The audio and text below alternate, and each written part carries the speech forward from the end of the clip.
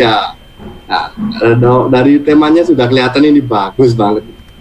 Oke, langsung saja sebelum acara dimulai, marilah kita berdoa terlebih dahulu. Acara pada sore hari ini berjalan lancar tanpa hambatan. Berdoa dipersilakan.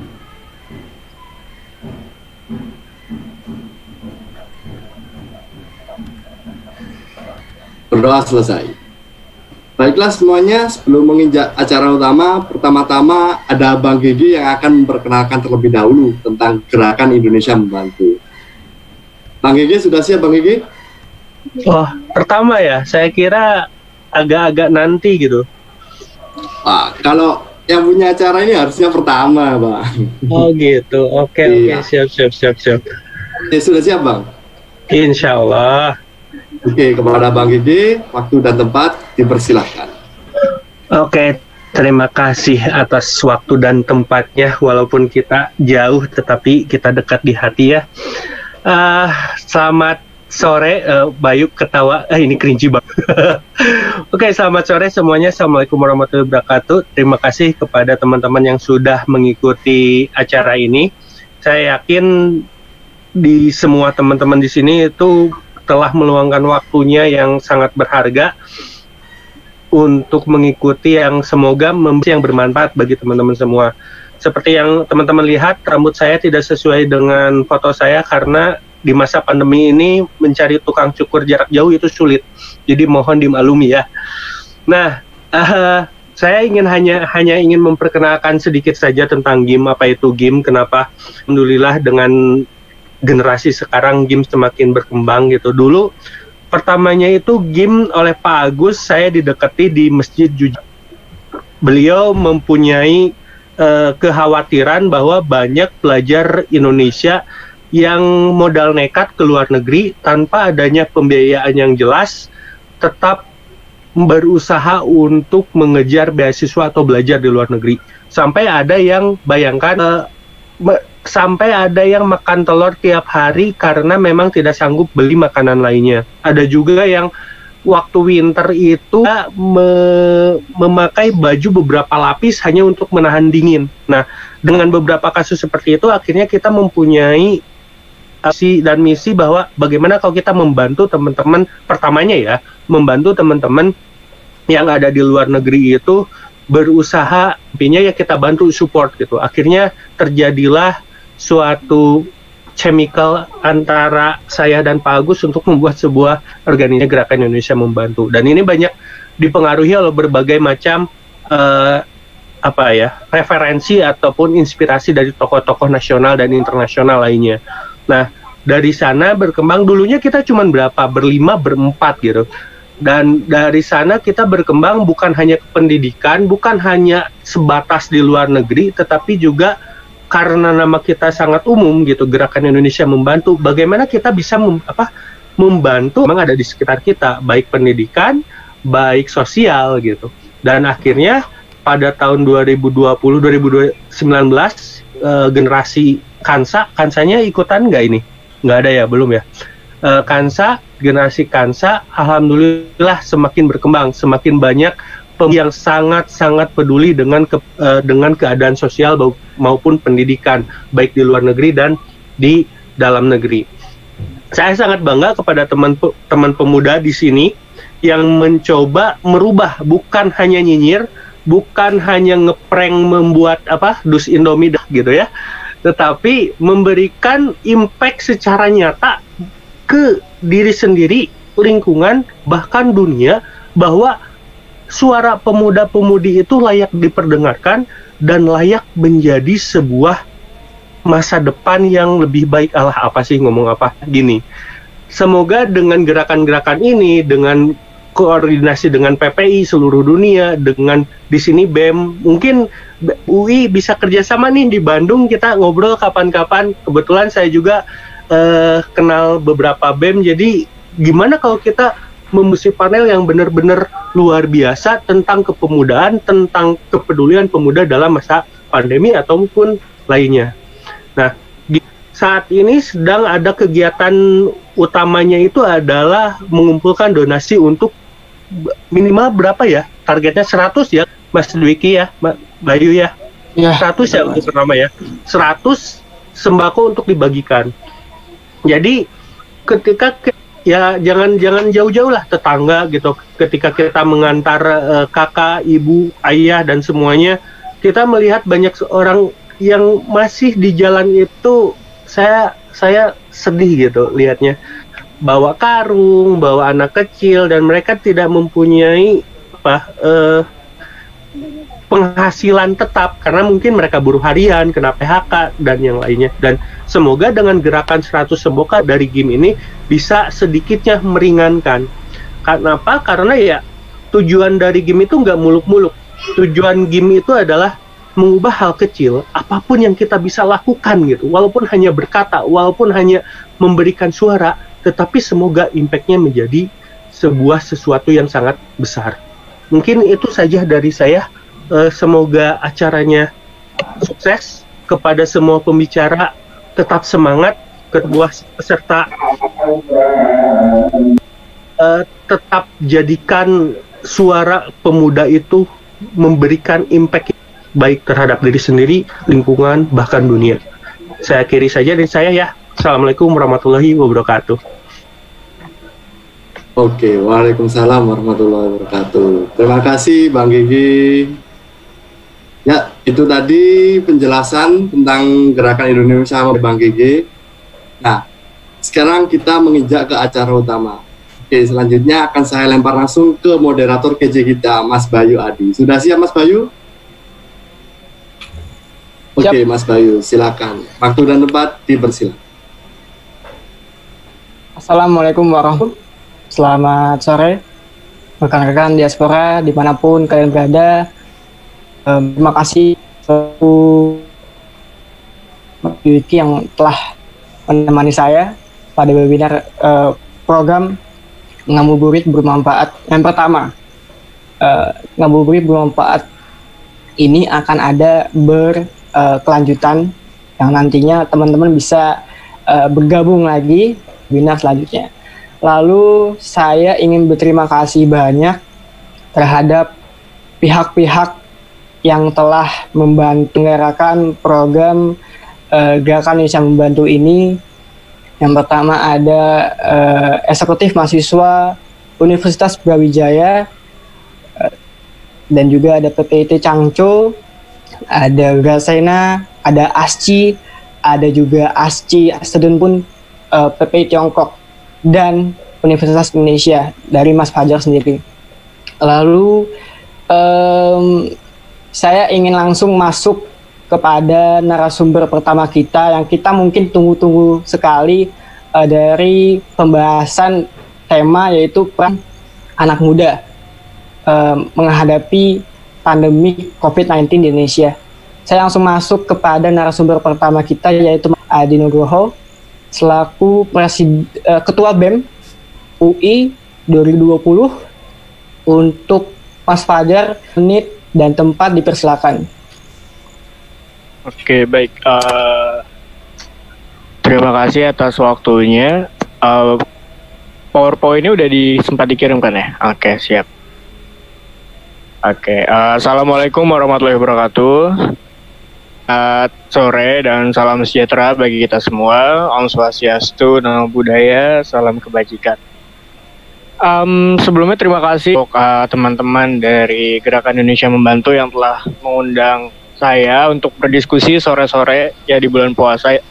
Hitung-hitung ngisi waktu luang kita di tengah kekhawatiran dari pandemi ini. Nah, di sini saya udah nyiapin beberapa poin slide yang memang juga menjadi topik bahasan kita sore ini tentang peran pemuda gitu ya selama pandemi COVID-19 ini. Dan mungkin khususnya juga terkait dengan apa sih yang sebenarnya mahasiswa UI dan juga BEM UI sudah lakukan gitu untuk kita sama-sama melihat bahwa pandemi COVID ini juga sebenarnya menyasar dan membuat khawatir banyak orang.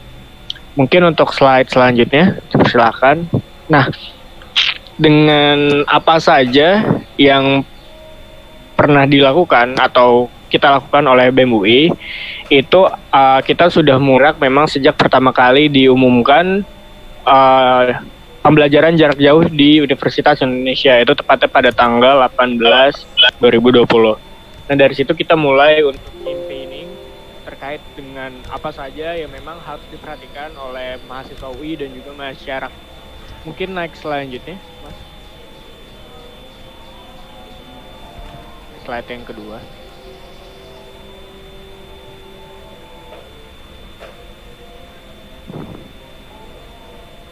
Sambil nunggu slide, jadi di slide yang page kedua itu adalah screenshot dari apa saja yang sebenarnya pernah dilakukan UI.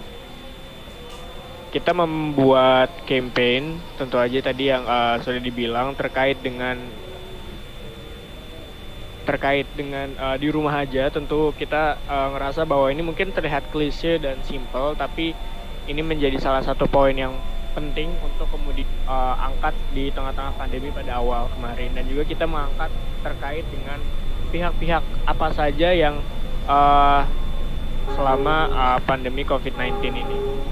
Jadi ada terkait dengan hak tenaga kerja, terus juga tenaga medis, UMKM, lalu juga masyarakat menengah ke bawah, atau masyarakat yang sebenarnya semakin rawan terkena dengan pandemi COVID-19 karena mereka sulit untuk mengakses layanan kesehatan itu sendiri. Dan dari publikasi-publikasi tersebut kita nggak hanya campaign hal yang infografis saja, tapi kita juga ngebuat kajian, kita ngebuat diskusi, dan kalau misalnya terhitung mungkin sejak pertama kali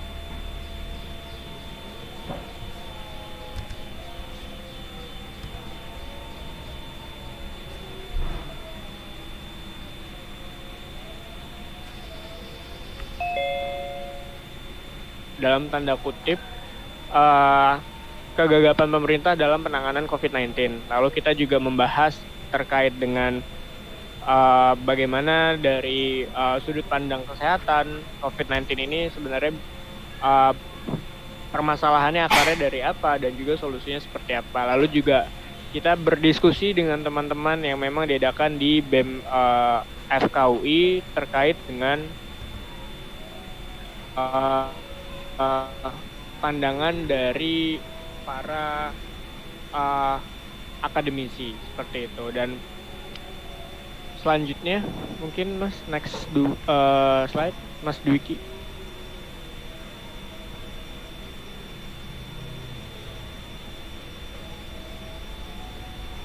Ini emang yang di laptop aku aja yang PPT-nya di slide pertama atau gimana ya? Slide ke berapa, Mas? Slide kedua. Slide kedua. Ini kan? Oh ya.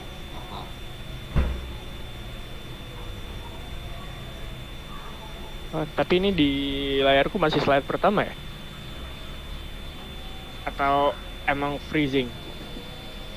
Sebentar. Mungkin bisa diulang. Jadi, ya, oke. Jadi tadi terkait dengan hal-hal yang udah dilakukan juga kita mengedukasi masyarakat tentang limbah medis karena mungkin banyak banget kita yang belum aware. Slide selanjutnya Mas, slide ketiga.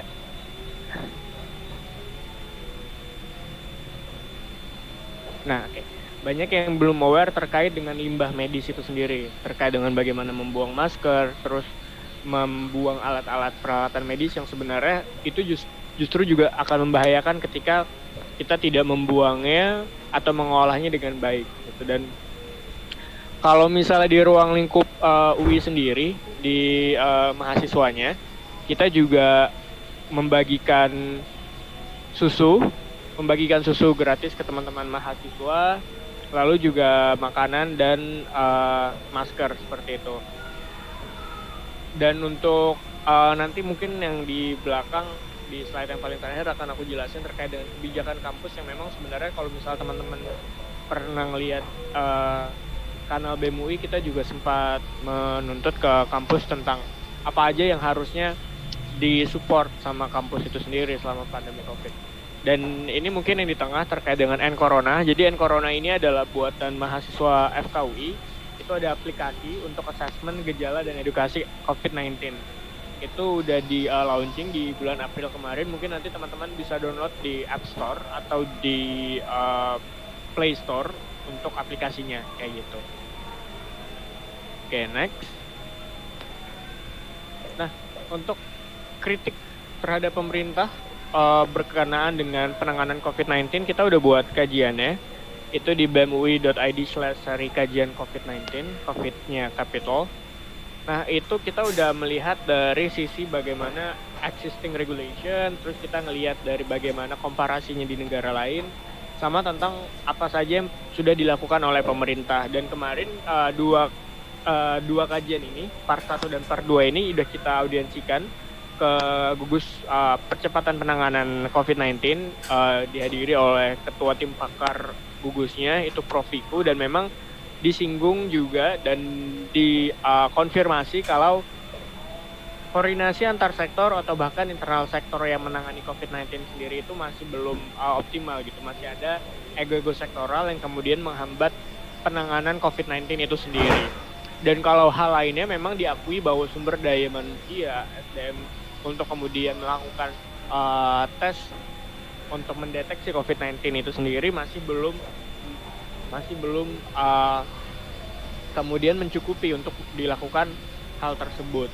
Dan kalau misalnya kita lihat dari bagaimana kemudian pemerintah menyikapi COVID-19 ini, dari teman-teman UI melihat bahwa apa yang dilakukan pemerintah saat ini dengan menerapkan PSBB itu sebenarnya menjadi satu tanda bahwa pemerintah belum mau dan mampu untuk menjamin hak warga negara. Karena di Undang-Undang Kekarantinaan itu sendiri sudah disebutkan bahwa ketika karantina itu diterapkan, pemerintah itu wajib untuk kemudian menjamin dan memenuhi hak-hak warga negara seperti hak atas makanan dan segala macamnya. Dan mungkin teman-teman juga sempat melihat di internet bahwa memang sebenarnya sejauh ini pemerintah belum dapat menjamin hal tersebut. Pemerintah hanya kemudian membuat jaring pengaman sosial seperti subsidi listrik, terus juga BLT. Namun kemarin juga kalau misal kita berbicara dengan subsidi listrik, kemarin ada juga teman-teman saya pribadi dan juga mungkin ramai di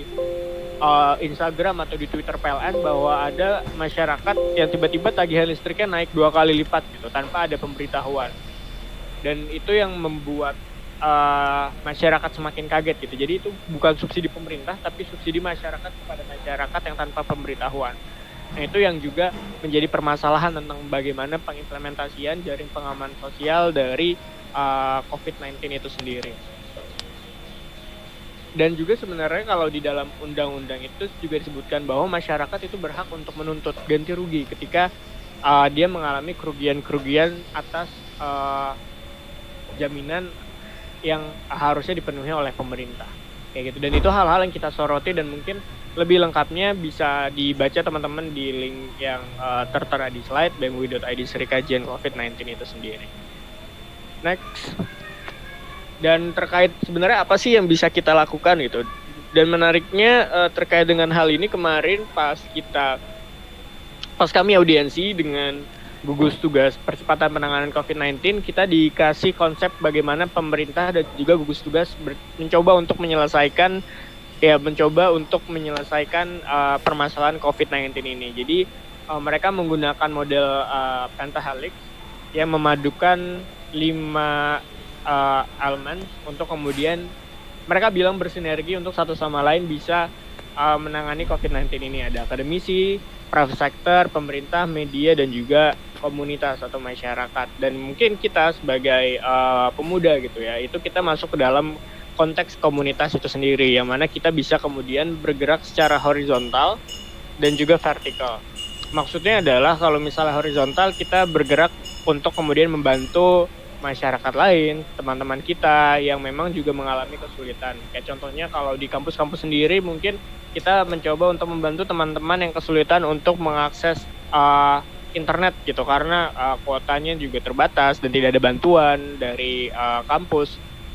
Dan kalau misal masyarakat sekitar mungkin kayak misalnya ojek mitra kampus, terus juga ada pedagang-pedagang kantin yang biasanya mereka mendapatkan penghasilan dari kuliah-kuliah kita ketika kita beraktivitas di kampus, tapi kemudian sekarang nggak ada. Jadi hal itulah yang kemudian juga kita harus perlu dorong untuk mahasiswa bisa melihat lagi keadaan di sekitarnya ketika dalam kegiatan sehari-hari ada orang-orang yang membantu, itu sekarang keadaannya seperti apa gitu. Mungkin kalau misalnya secara vertikal kita juga bisa kemudian tadi salah satunya adalah membuat kajian terus menyampaikannya kepada stakeholder terkait, bisa ke gugus tugas tadi percepatan penanganan COVID-19, bisa juga kepada pemerintah daerahnya, atau bisa juga mungkin bisa disampaikan ke kampus karena ada relasi antara mahasiswa dan juga akademisi. Nanti mungkin dosen-dosen di kampus bisa kemudian menyampaikan aspirasinya lewat link-link atau jaringan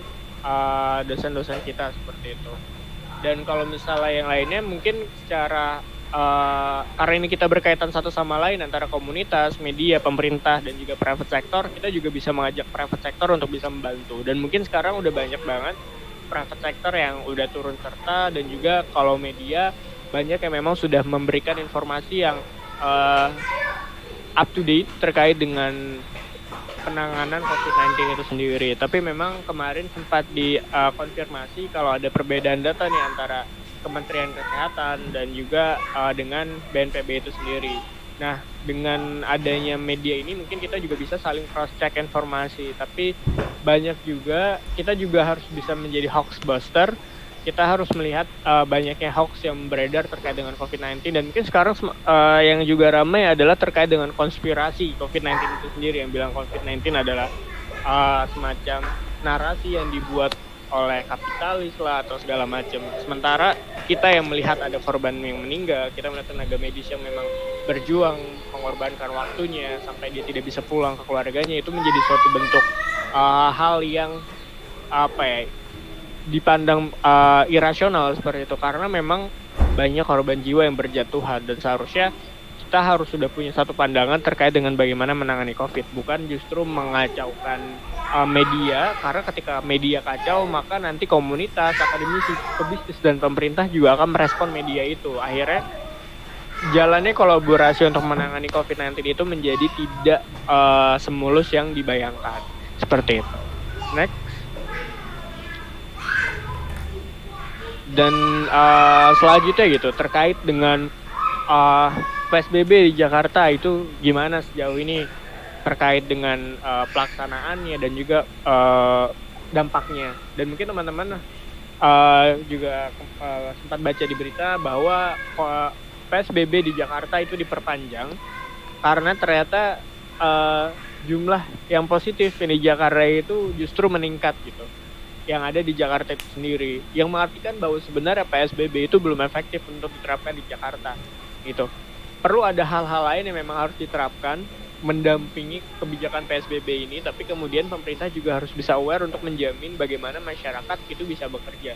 Karena pembatasan sosial berskala besar ketika kemudian tidak diiringi dengan kebijakan yang sama dengan private sector untuk kemudian membatasi dan juga menjamin hak-hak pekerja, maka itu akan sama saja gitu.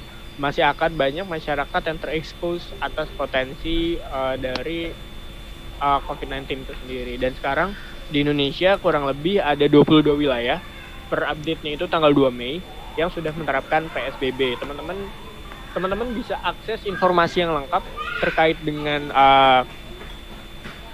penanganan COVID-19 oleh BNPB itu di websitenya. Jadi mereka udah mempunyai database terkait dengan Excel, Docs, atau PDF file terkait dengan COVID-19. Ada protokol saat Ramadan, ada juga terkait dengan hal-hal apa saja yang dilakukan. Bahkan ada juga buku untuk pedoman stress management selama COVID-19 itu sendiri. Dan salah satunya dokumen yang bisa teman-teman lihat adalah bagaimana siapa saja daerah-daerah yang sudah menerapkan PSBB dan siapa saja yang ditolak gitu, dan karena alasan apa gitu. Dan Jakarta salah satunya yang diterima dan diperpanjang karena memang tidak ada karena yang kemarin itu tidak cukup efektif untuk kemudian mengurangi dampak dari atau mengurangi angka masyarakat yang terjangkit PSBB. Next. Nah, mungkin ini yang terakhir terkait dengan kebijakan kampus selama PSBB atau selama COVID-19 sejak 18 Maret kemarin. Memang menjadi concern dari mahasiswa sendiri bahwa mahasiswa pun sulit untuk mengakses pendidikan.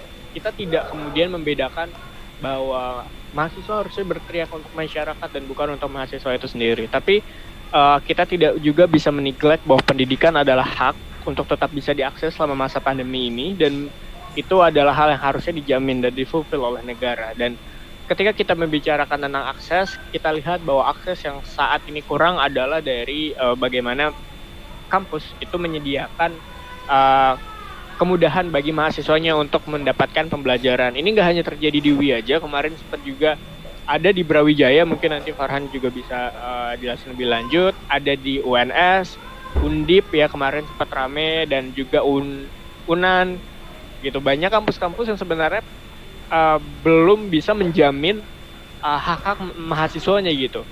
Mereka sudah berkontribusi kepada masyarakat sekitar dalam konteks membuat peralatan, membuat kajian untuk kemudian meneliti bagaimana arah kebijakan COVID-19, tapi mahasiswanya sendiri itu belum kemudian diberikan jaminan bahwa mereka bisa kuliah dengan layak. Dan untuk semester ini juga, dan yang membuat kita pertanyakan adalah kita harus mengeluarkan uang lebih, tapi kemudian tidak ada keringanan dari UKT itu sendiri.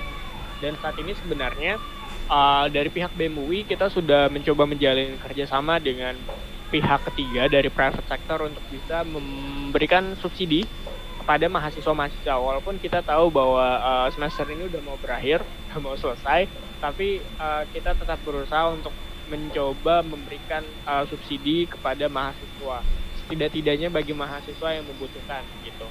Pun sejak dinaikannya kampanye ini tentang kota ini, banyak fakultas-fakultas yang sudah bergerak secara mandiri untuk kemudian memberikan subsidi kepada mahasiswanya gitu. Tapi sayangnya di tingkat UI, di tingkat kampus, di universitas itu masih belum bisa mengakomodir gitu. Seperti yang ada di di slide ini, Rektor UI bahkan kemudian memberikan statement bahwa belum bisa memberikan subsidi kuota atau pulsa seperti itu.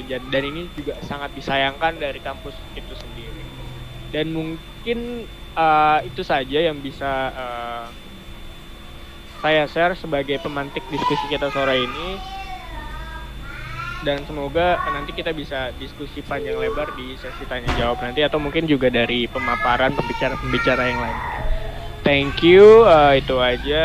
Wassalamualaikum warahmatullahi wabarakatuh. Waalaikumsalam warahmatullahi wabarakatuh. Terima kasih banyak Mas Fajar yang telah memaparkan topik-topik pembahasan yang telah diberikan oleh tim webinar. Terima kasih. Mohon kesetiaannya untuk menunggu sampai sesi tanya jawab. Lalu saya akan masuk ke Mas Farhan. Mas Farhan selaku Presiden Mahasiswa Universitas Brawijaya 2020. Mas Farhan, apakah ada di sana? Ya, ada. Sip. Waktu 20 menit dan tempat dipersilakan untuk Mas Farhan. PPT-nya udah dikasih. Silakan Mas Diki untuk men-share. Ya, baik. Ini aku mulai ya? Iya, silakan Mas.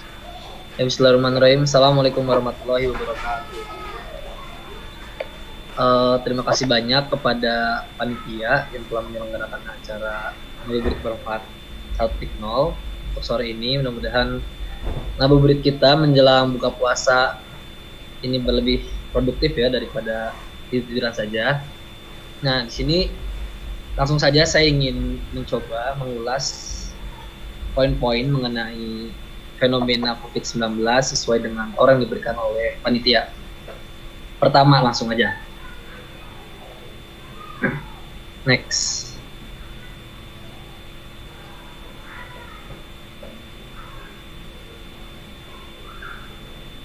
Udah belum keganti itu.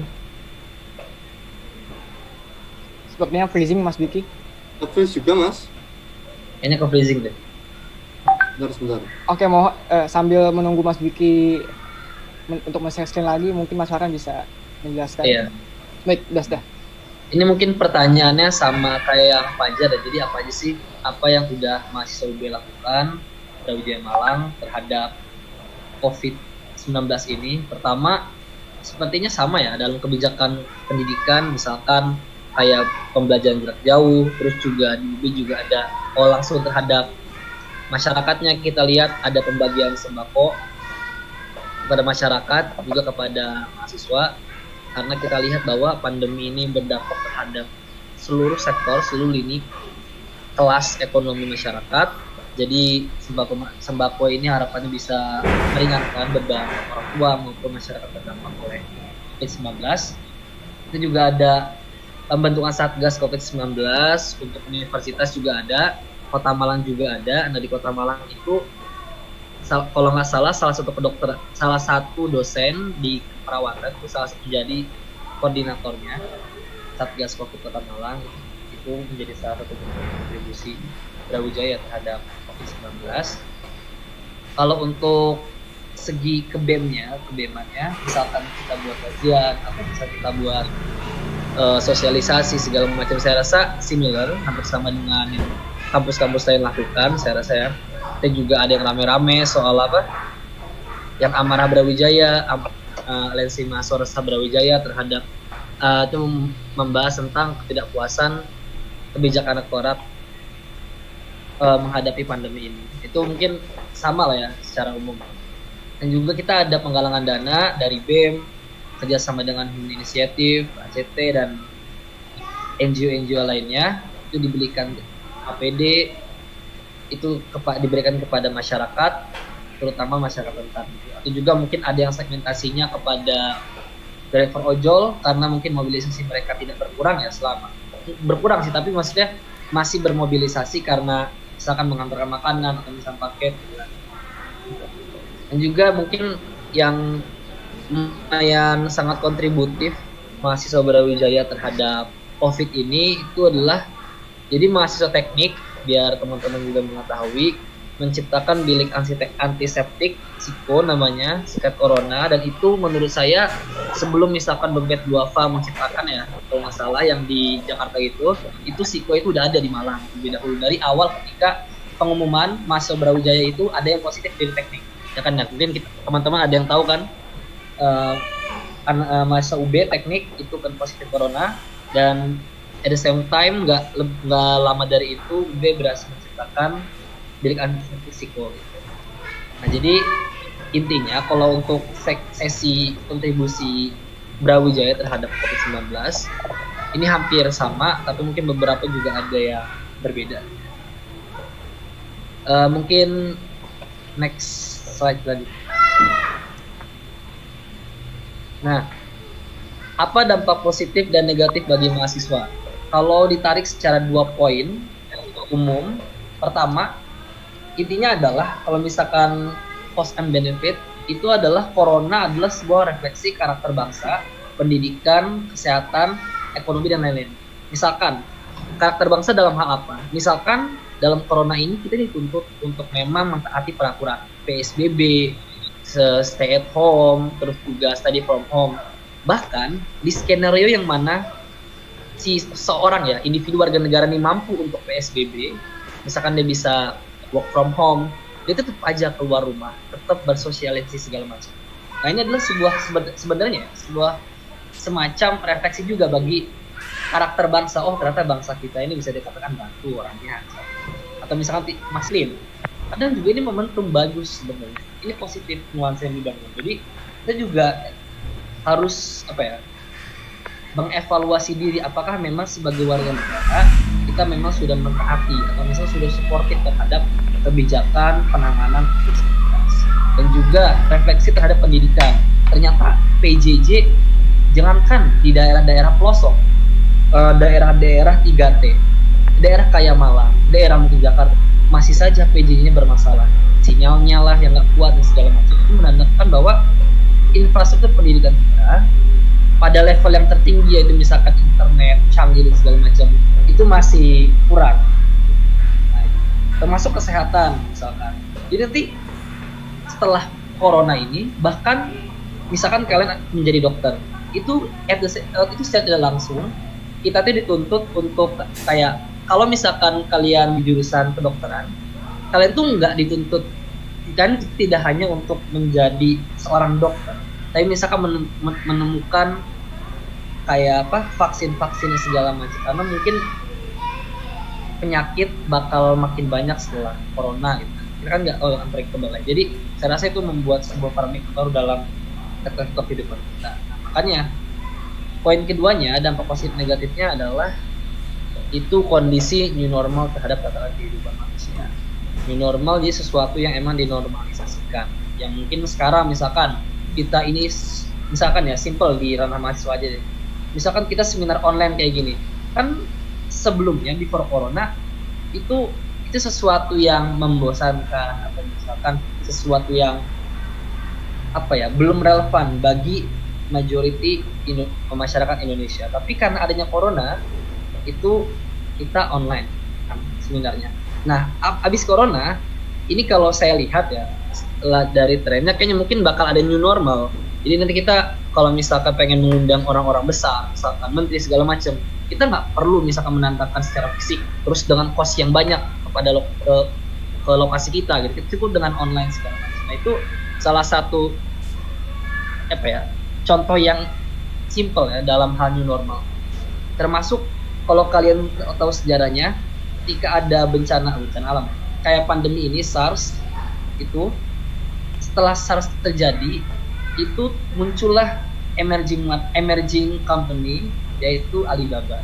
Dia itu yang memprakarsai yaitu online shopping itu karena adanya SARS gitu. Nah, itu salah satu bentuk contoh new normal. Jadi kalau secara umum itulah dampak positif dan negatif, belum bagi mahasiswa ya, itu masih bagi secara umum kita dulu. Nah, next, apa dampak positifnya? Saya nggak bakal bahas berat-berat, tapi saya rasa ini valuable. Pertama, itu berkumpul dengan keluarga. Mungkin kalau kita sebelum corona, mahasiswa banyak yang fokus skripsi, juga banyak yang fokus organisasi, dan juga ada yang misalkan yaitu ambis di lomba atau segala macam, banyak lah aktivitas. Ada COVID ini, dampak positifnya secara imaterial itu kita berkumpul bersama keluarga, dan mana meningkatkan airtime kita untuk sharing apapun terhadap keluarga. Yang mana mungkin keluarga saat ini ya, keluarga zaman now mungkin bisa dikatakan ada juga yang jarang untuk sharing session dengan keluarga sendiri. Bahkan dia lebih condong sharing dengan keluarga lain, orang lain gitu, teman kuliah dan segala macam. Nah, ini yang menjadi quality time yang bagus buat keluarga. Nah, terus juga dampak positifnya ya ini kita mahasiswa zaman now, milenial, Gen Z, kan seringkali kita ini rebahan gitu kan ya, mager-mageran, nggak kemana-mana. Nah, setelah adanya COVID ini banyak yang story muncul, gue nyesel waktu kemarin rebahan gitu kan, sekarang pas mau keluar malah nggak bisa. Nah, itu maksudnya simple tapi kayak meaningful banget buat kita, bahwa waktu itu sangat penting. Atau misalkan bersosialisasi dengan orang secara langsung dan melakukan aktivitas itu sangat penting tanpa adanya gejala corona. Jadi mungkin setelah itu orang akan men-value lebih banyak tentang waktu yang mereka miliki. Terutama mahasiswa nih, misalkan yang skripsi itu kan dia nggak bisa ngambil skripsi karena penelitiannya harus secara langsung dan nggak bisa dilaksanakan, sehingga dia menyesal gitu. Oke, setelah pernah selesai saya bakal gaspol gitu kan buat skripsi, dia nggak menunda lagi. Nah, itu salah satu contoh dampak yang simpel bagi dampak positif corona. Nah, kalau untuk mahasiswa banyak sih sebenarnya. Mahasiswa ini saya rasa nggak cuma S1 ya, S2, S3, profesor gitu kan, akademisi juga saya rasa masih mahasiswa. Nah, di situ dampak positif corona itu adanya urgensi untuk berinovasi dan politis baru. Itu saya rasa udah pasti ya. Kayak kita menciptakan nanti ya, mungkin sekarang belum ada vaksin dan misalkan berbagai jenis masker gitu kan. Kalau kalian lihat masker makin macam-macam sih sekarang. Atau misalkan hand sanitizer sekarang ada yang dibuat secara sendiri, atau misalkan pakai ramuan lain atau obat-obat lain. Nah, itu karena ada tekanan corona itu menciptakan inovasi baru dan pola bisnis baru yang lebih online. Atau misalkan bisnisnya itu ya mohon maaf ini terlepas dari parameter moral tidak ya. Misalkan kita menjual APD atau misalkan di bagi ranah mahasiswa gitu kan, itu kadang itu juga menciptakan pola bisnis baru bahwa semua itu punya kesempatan. Dan yang ini paling penting sih, ini saya belum ngebahas tentang pendidikan ya, mungkin selanjutnya bakal dibahas tentang pendidikan. Nah, dampak positifnya apa? Pentingnya hidup sehat dan bersih. Kami ini anak-anak muda nih ya, kan orang-orangnya, ya saya nggak bisa bilang gitu ya. Bisa mungkin kayak saya gitu kan, mungkin, atau mungkin kayak teman-teman di sekitar kita yang belum sadar akan pentingnya hidup bersih dan sehat, mulai menyadari bahwa cuci tangan itu penting, ya kan? Karena mungkin sebelumnya itu kayak ya udah nggak penting cuci tangan kan, ya udah. Bahkan ya teman-temanku juga ada yang makan atau minum nggak cuci tangan, sekarang tangan, sekarang kalau keluar dia berasap pakai masker, itu menjadikan dampak positif. Kalau bagi mahasiswa, dampak positifnya apa sih? Ya simpelnya adalah kita bisa merasakan, kalau jujur ya kalau aku pribadi, sebelum ada corona ini sangat jarang airtime aku untuk melaksanakan perkuliahan jarak jauh. Nah, setelah adanya corona, itu aku kayak merasakan gimana sih online meeting, apa sih aplikasi online meeting gitu. Karena sebelumnya jujur ya, nggak terlalu sering, airtime-nya sangat minim. Tapi karena corona kayak, oh ini kelebihan Zoom, kekurangan Zoom, keunggulan Google Meet segala macam, itu menjadi salah satu dampak positif sebenarnya. Jadi biar ada pengalaman buat next time, kita bakal lebih menerapkan pembelajaran lebih efektif dan semacamnya. Nah, itu salah satu dampak lah di bidang pendidikan. Next. Nah, dampak negatifnya banyak teman-teman. Ya kalau misalkan pandemi ada positifnya dan lebih banyak negatifnya pastinya gitu. Nah, kalau di bidang pendidikan jelas kita nggak bisa kuliah secara normal. Terus ya kita ketahui seperti kata Fajar juga tadi bilang, contohnya ada ketidakpuasan mahasiswa terhadap rektorat, terhadap pemangku kebijakan, ya. Itu menjadi salah satu efek negatif bagi pendidikan kita, gitu. Karena kan kalau misalkan online terus, kita harus mengeluarkan cost lebih banyak. Dan permasalahan adalah nggak seluruh orang berada dalam lapisan masyarakat kelas atas atau bahkan kelas menengah. Banyak dari kita yang di kelas bawah itu lebih dari 30%. Nah, itu menjadi problem buat kita. Nah, itu jadi berkata pendidikan jarak jauh itu costly. Jadi nggak serta-merta lebih mudah, lebih efisien, nggak juga gitu kan. Terus juga di bidang pendidikan, skripsi, penelitian, terus juga pengabdian masyarakat, juga pergerakan dan segala macam pendidikan, itu pasti akan terhambat. Banyak spektrum yang emang digapai oleh pendidikan yang terdampak di bidang pendidikan. Terus di dampak negatif ekonominya adalah misalkan contohnya dolar terhadap rupiah, terus juga saham, terus juga pengeluar negara, atau misalkan kayak kebijakan realokasi, refocusing, itu juga bagaimanapun banyak sektor-sektor strategis kita yang tercederai, misalkan sektor pertanian, kelautan, perikanan, juga misalkan kayak sektor-sektor strategis kita, UMKM, itu kan di-cut anggarannya untuk dialokasikan penanganan COVID-19. Dan notice buat teman-teman bahwa pandemi ini misalkan ya Pak Jokowi optimis selesai bulan Juli. Yaitu misalkan ya best case-nya adalah benar terjadi Juli, tapi nggak serta-merta Juli itu langsung kita bebas gitu kan, kita senang-senang keluar, enggak, masih ada misalkan hal sterilisasi, terus juga pemulihan, kan masih ada hal seperti itu. Jadi ya bisa jadi ini sampai akhir tahun kan, bisa jadi. Terus sosial budaya, misalkan ada pencurian, atau misalkan pernah nggak sih dengar berita kayak dia tuh seakan-akan orang PLN atau misalkan petugas ke rumah kalian, ketok pintu, katanya pengen mendata masyarakat gitu. Pernah nggak sih? Nah, itu tuh kan padahal ada juga kasusnya dia itu ternyata seorang pencuri lah segala macam. Nah, sosial budaya itu dampak negatif karena misalkan orang ini kekurangan kebutuhannya, kekurangan pemasukan sehingga dia harus melakukan seperti itu, bisa menjadi faktor yang mana mempengaruhi sosial budaya kita. Atau misalkan kemunculan anarko gitu kan, nah itu salah satu dampak negatif, walaupun juga saya tidak tahu itu benar tidak kan, benar tidak ada anarko di Indonesia gitu, ada ketua anarko yang diberikan oleh polisi. Terus di bidang kesehatan, jelas ini banyak masyarakat yang ada mahasiswa yang sakit juga. Di UB juga salah satunya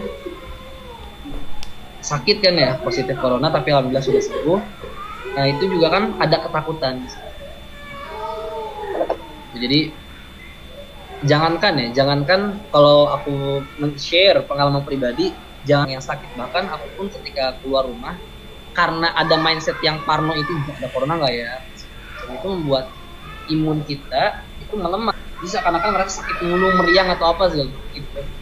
Nah itu salah satu dampak kesehatan ya, tapi mungkin kalau detail kalian bisa lihat guna macam ini sebagai pengantar saja. Juga salah satu kembali sih, aku lupa ngasih tahu untuk dalam bidang ekonomi dampak negatifnya. Dampak negatifnya dalam bidang ekonomi kayak semacam spekulan, misalkan dia menimbun sembako, menimbun APD, atau misalkan harga minyak tidak turun gitu kan. Dan sekarang laporan keuangan Pertamina katanya positif ya, iya emang karena dia tidak menurunkan harganya di saat negara-negara lain menurunkan gitu kan, itu sudah absolut. Atau misalkan kita ini nggak bisa mengakses kesehatan juga karena nggak punya pemasukan, itu salah satu dari banyak ya dampak corona gitu. Mungkin next aja.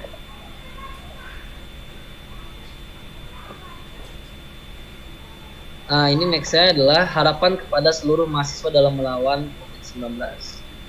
Intinya adalah berjuang di jalannya masing-masing, misalkan kesehatan, ada perekonomian, misalkan teman-teman ilmu ekonomi menganalisis, manajemen, terus bagaimana melaksanakan disaster management, bencana, dan segala macam. Anak hukum, misalkan memberikan rekomendasi atau mengkritisi peraturan-peraturan, dan juga memperbaiki tatanan politik kita. Yang anak-anak kesehatan. Jadi intinya adalah apa? Ya dalam menangani COVID-19 ini harus ada kolaborasi setiap pihak, benar yang tadi misalkan menggunakan konsep pentahead dan segala macam gitu. Tapi intinya ibarat kata kita sudah menekuni hal sesuatu, misalkan kita expert di bidang tertentu, coba gunakan expertise kita itu untuk menangani corona. Jadi berjuang di bidangnya masing-masing dan nggak salah, maksudnya nggak harus seluruh orang misalkan harus jadi dokter, harus jadi relawan kesehatan gitu kan. Nah itu boleh, tapi kalau misalkan saya rasa kalau misalkan teman-teman yang masih tertarik, yang lebih tertarik ke bidang apa dalam membantu orang, saya rasa valid juga gitu untuk melakukan tersebut. Terus mahasiswa ini harus ngapain gitu kan? Nah, pengawalan terhadap policy response yang dikeluarkan pemerintah, misalkan APBNP 45 triliun, PSBB, Kartu Prakerja, Perpus Stabilitas Keuangan, Impres revisi anggaran. Contoh APBNP dan juga Perpus Stabilitas Keuangan mungkin Fajar bisa lebih menjelasin tentang hukumnya. Tapi saya rasa ini kan ketika kita memiliki Perpu yang saya rasa agak otoriter nggak tahu ya parameternya, tapi intinya dia ini membuat jadi pengeluaran untuk corona itu tidak bisa dianggap sebagai kerugian, berarti berkata ada konsep imunitas dalam penanganan corona, yang mana seringkali dalam kondisi krisis sering dieksploitasi oleh oknum-oknum tertentu. Contohnya seperti kasus BLBI 1998, itu anggarannya cuma 198 triliun, itu sudah banyak yang mempolitisir gitu kan. Dan coba kalau kalian lihat dari komponen pembiayaan APBNP itu 60% itu untuk bidang ekonomi, sedangkan kesehatan itu hanya sekitar 30% atau 20%. Nah, oleh karena itu dalam hal kredit atau misalkan untuk memberikan jaminan sosial, JPS, jaminan sosial, itu juga harus kita kawal nih dari mahasiswa. Itu juga dalam rangka menciptakan kebijakan yang tepat sasaran sehingga corona ini bisa cepat selesai di Indonesia. Gitu. Dan juga polemik Kartu Prakerja yang mana di saat corona gitu kan, saya rasa kalian sudah tahu lah ya, banyak berita-berita yang penting gitu.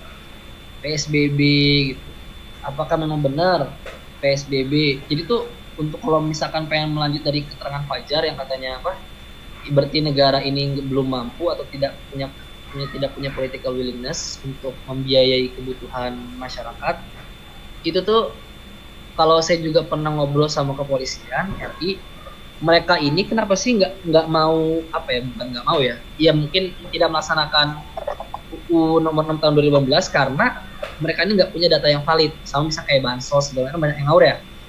Tapi itu ya intinya adalah big data-nya tidak suportif terhadap masyarakat kelas bawah, apakah sudah detail gitu kan, apa sudah tepat.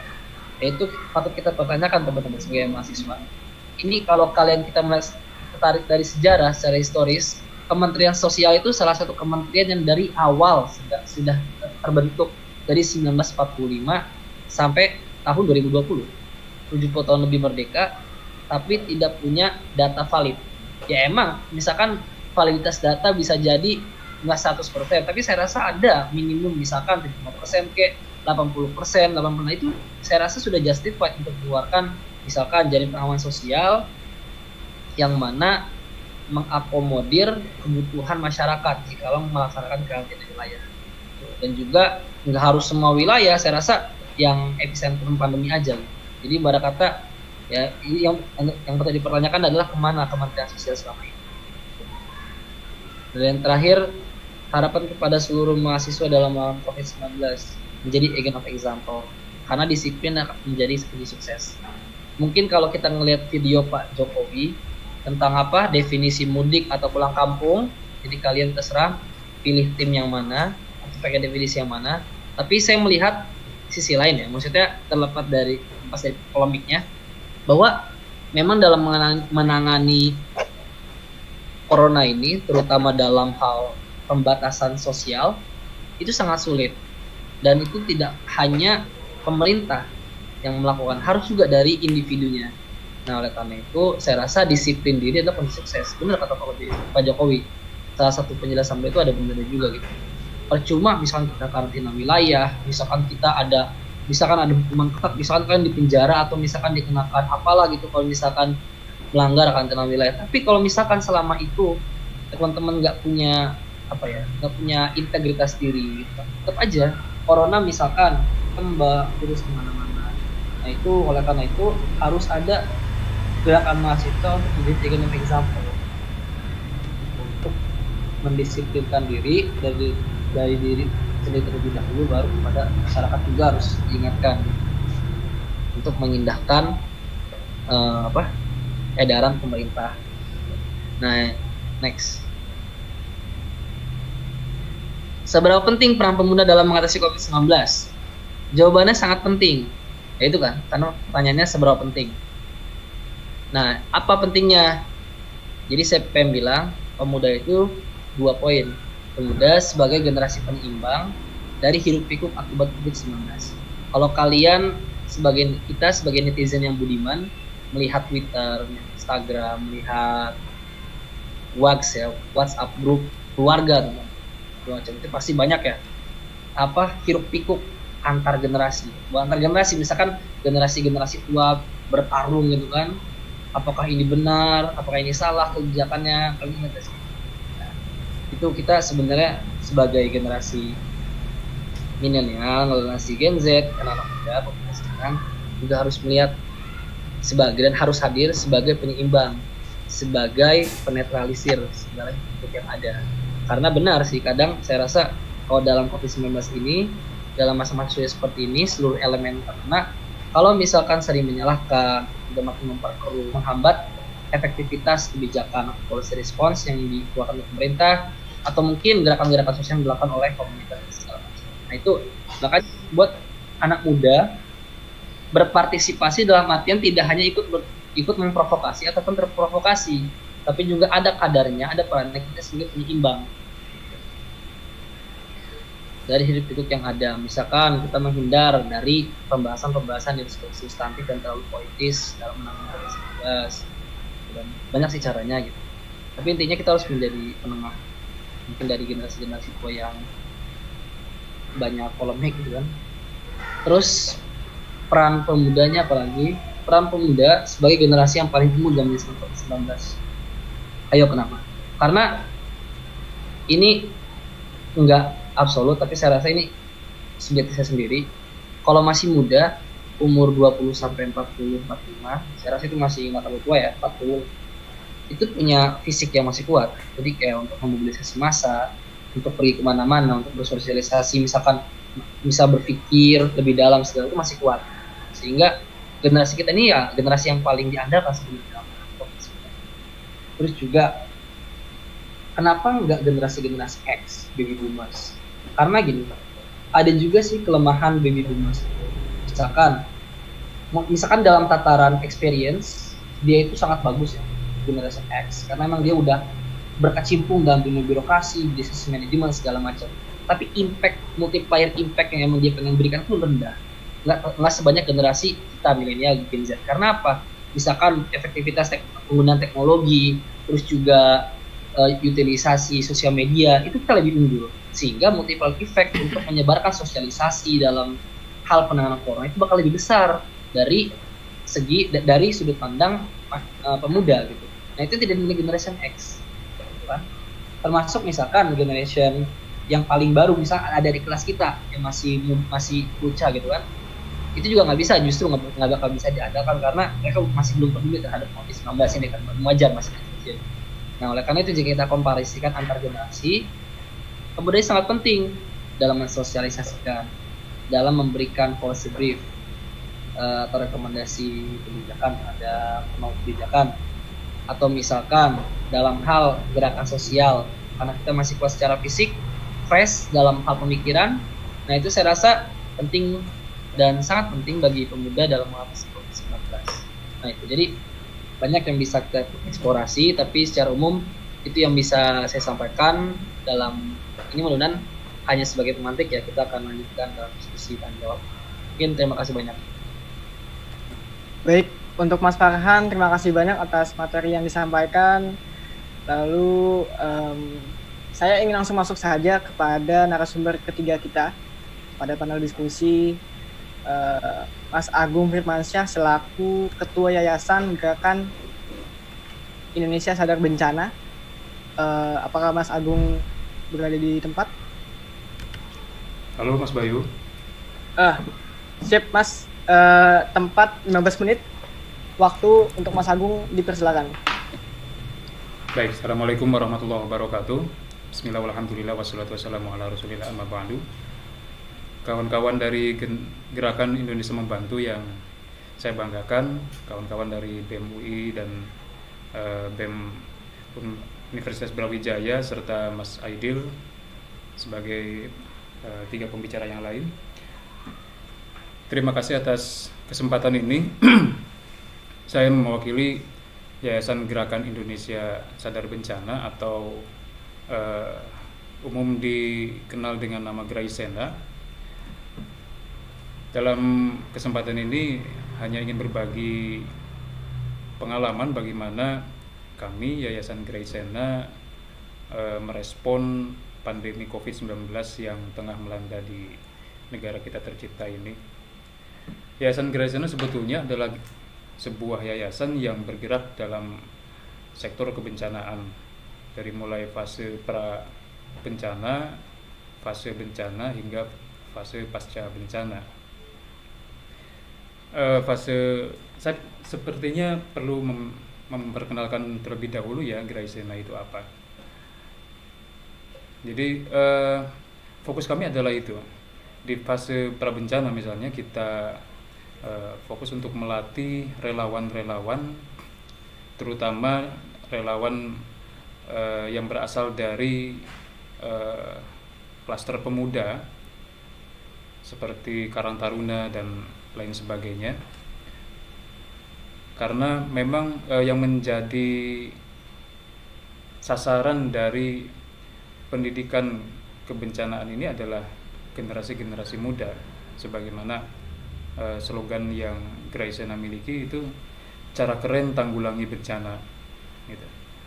Jadi memang sasarannya adalah pemuda, karena kami berharap sekaligus juga optimis para memiliki kesadaran kebencanaan saat ini 10-20 tahun yang akan datang mereka akan menjadi orang-orang yang memiliki kapasitas untuk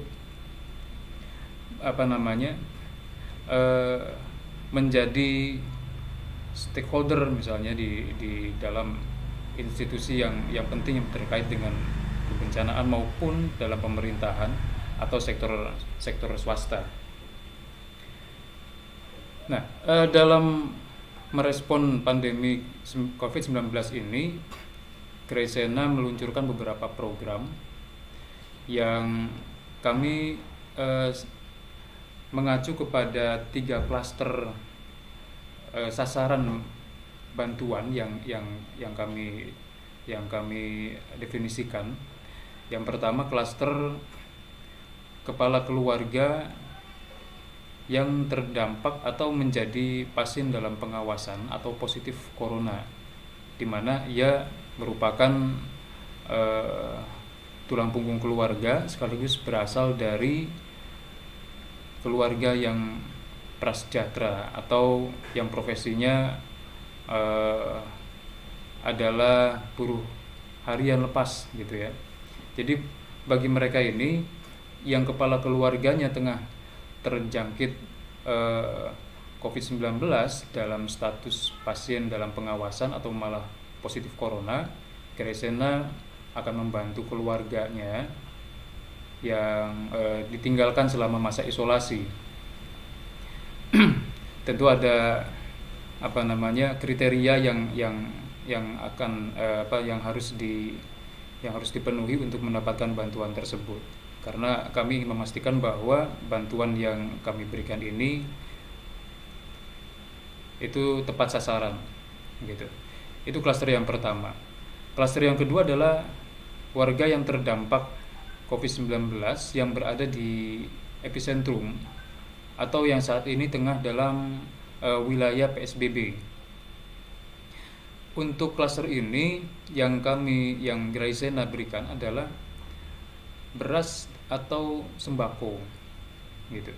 Di sini dalam klaster ini kami bekerja sama dengan beberapa lembaga-lembaga sosial yang lain semacam Food Cycle, kemudian Lazismu, lembaga zakat Infak Sodakoh Muhammadiyah, kemudian juga dengan Dompet Du'afa. Ini kami lakukan saat ini baru terbatas di Jabodetabek dengan di Yogyakarta dan kawasan-kawasan sekitarnya. Boyolali juga kami adakan di sana. Juga dengan relawan-relawan lain yang berasal dari berbagai komunitas. Kemudian klaster yang ketiga adalah tenaga medis. Kepada tenaga medis ini kami menyiapkan beberapa unit bantuan. Di antaranya adalah hazmat suit yang beberapa waktu lalu kami distribusikan, kemudian masker, hand sanitizer, vitamin, dan beberapa perangkat atau peralatan medis yang bisa kami upayakan untuk disalurkan kepada tenaga medis itu. Yayasan Graisena sendiri ini berasal dari sebuah komunitas. Kalau secara legal formal memang baru berdiri tahun 2020. Awal 2020 kami meningkatkan status menjadi yayasan setelah sebelumnya selama kurang lebih 7 tahun kami bersama para pendiri itu telah lebih dahulu berkecimpung dalam bidang mitigasi kebencanaan itu melalui komunitas. Komunitasnya pun juga komunitas yang aktif di Facebook, grup Facebook. Gitu. Jadi ada grup Facebook yang saat ini membernya sekitar 85.000 orang. Berdiri pada tahun 2013 yang grup Facebook tersebut menjadi target kemanusiaan, maksudnya untuk menginisiasi kerja-kerja kemanusiaan itu melalui komunitas tersebut, begitu. Nah, melalui komunitas ini yang namanya adalah Cocok Logi Sains, beberapa kali ketika terjadi peristiwa bencana di Indonesia, kami merespon langsung ke lokasi bencana, seperti pada saat bencana likuifaksi di Maluku Utara, kemudian itu yang kami donasikan berupa mesin genset. Kemudian ketika karhutla di Banjar, Kalimantan Selatan, yang kami donasikan adalah tabung oksigen portable gitu. Lalu pada saat di Sukajaya, bencana longsor di Bogor itu yang kami donasikan selain dari sembako, juga ada beberapa peralatan-peralatan lain yang penting untuk penanggulangan bencana. Jadi memang beberapa peristiwa kebencanaan itu kami memandangnya secara secara di luar kotak gitu, out of the box. Ketika kebanyakan orang menyumbang bencana itu dalam berupa makanan, pakaian gitu, sebetulnya ada hal-hal penting lain, ada hal-hal yang vital yang lain yang mereka butuhkan, para korban itu butuhkan, seperti penerangan, kemudian alat masak dan sebagainya, itu juga kan sangat diperlukan di dalam kondisi bencana. Ketika karhutla misalnya, para pemadam kebakaran ini kesulitan bernapas ketika menghadapi kebakaran gitu, dan pada saat kita memberikan oksigen portable itu, mereka sangat berterima kasih sekali dengan bantuan semacam itu, yang itu hanya mengalir dari kita saja gitu, sementara donatur-donatur yang lain mungkin tidak terpikir dengan hal-hal yang demikian itu. Kemudian di samping kegiatan-kegiatan yang sifatnya ketahanan pangan, kemudian juga peralatan-peralatan medis, Graisena juga dengan relawan-relawan di beberapa daerah rutin melakukan giat disinfeksi, terutama di daerah Klaten, Boyolali, Surabaya, Malang juga termasuk, Balikpapan dan Aceh. Relawan-relawan kami di sana sampai hari ini masih melakukan giat disinfeksi. Sebab begini, sepertinya ada penurunan tren ya di masyarakat itu. Pada awal kewaspadaan terhadap COVID-19 ini disambut dengan kegiatan-kegiatan disinfeksi oleh warga di berbagai daerah. Kemudian meningkat dengan kebutuhan pelindung diri, semacam masker, yang itu kemudian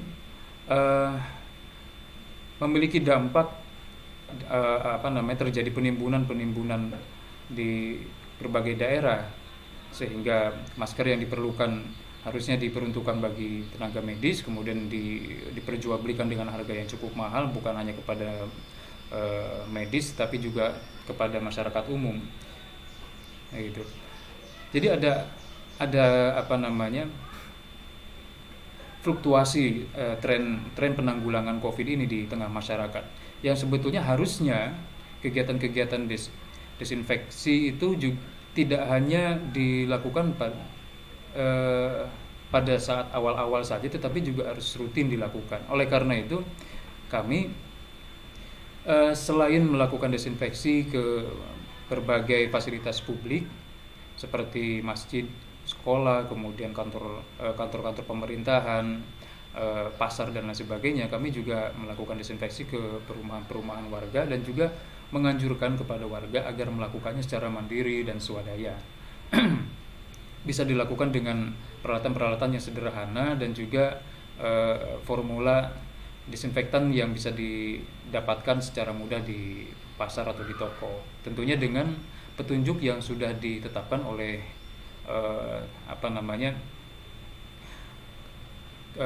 dinas kesehatan ya, gitu.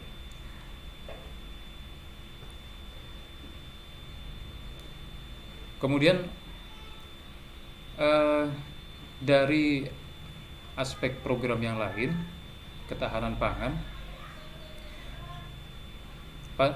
pada saat ini yang menjadi fokus kami masih di daerah-daerah yang menjadi epicentrum yakni Jabodetabek. Kemudian beberapa sudah mulai bergeser juga, relawan-relawan di daerah lain juga sudah melakukan program ketahanan pangan di kota-kota yang saat ini tengah menjalani PSBB gitu. Ini merupakan tantangan tersendiri bagi kami, karena tentunya warga yang terdampak itu jauh lebih besar daripada kekuatan dan kemampuan kami dalam memberikan bantuan pada mereka.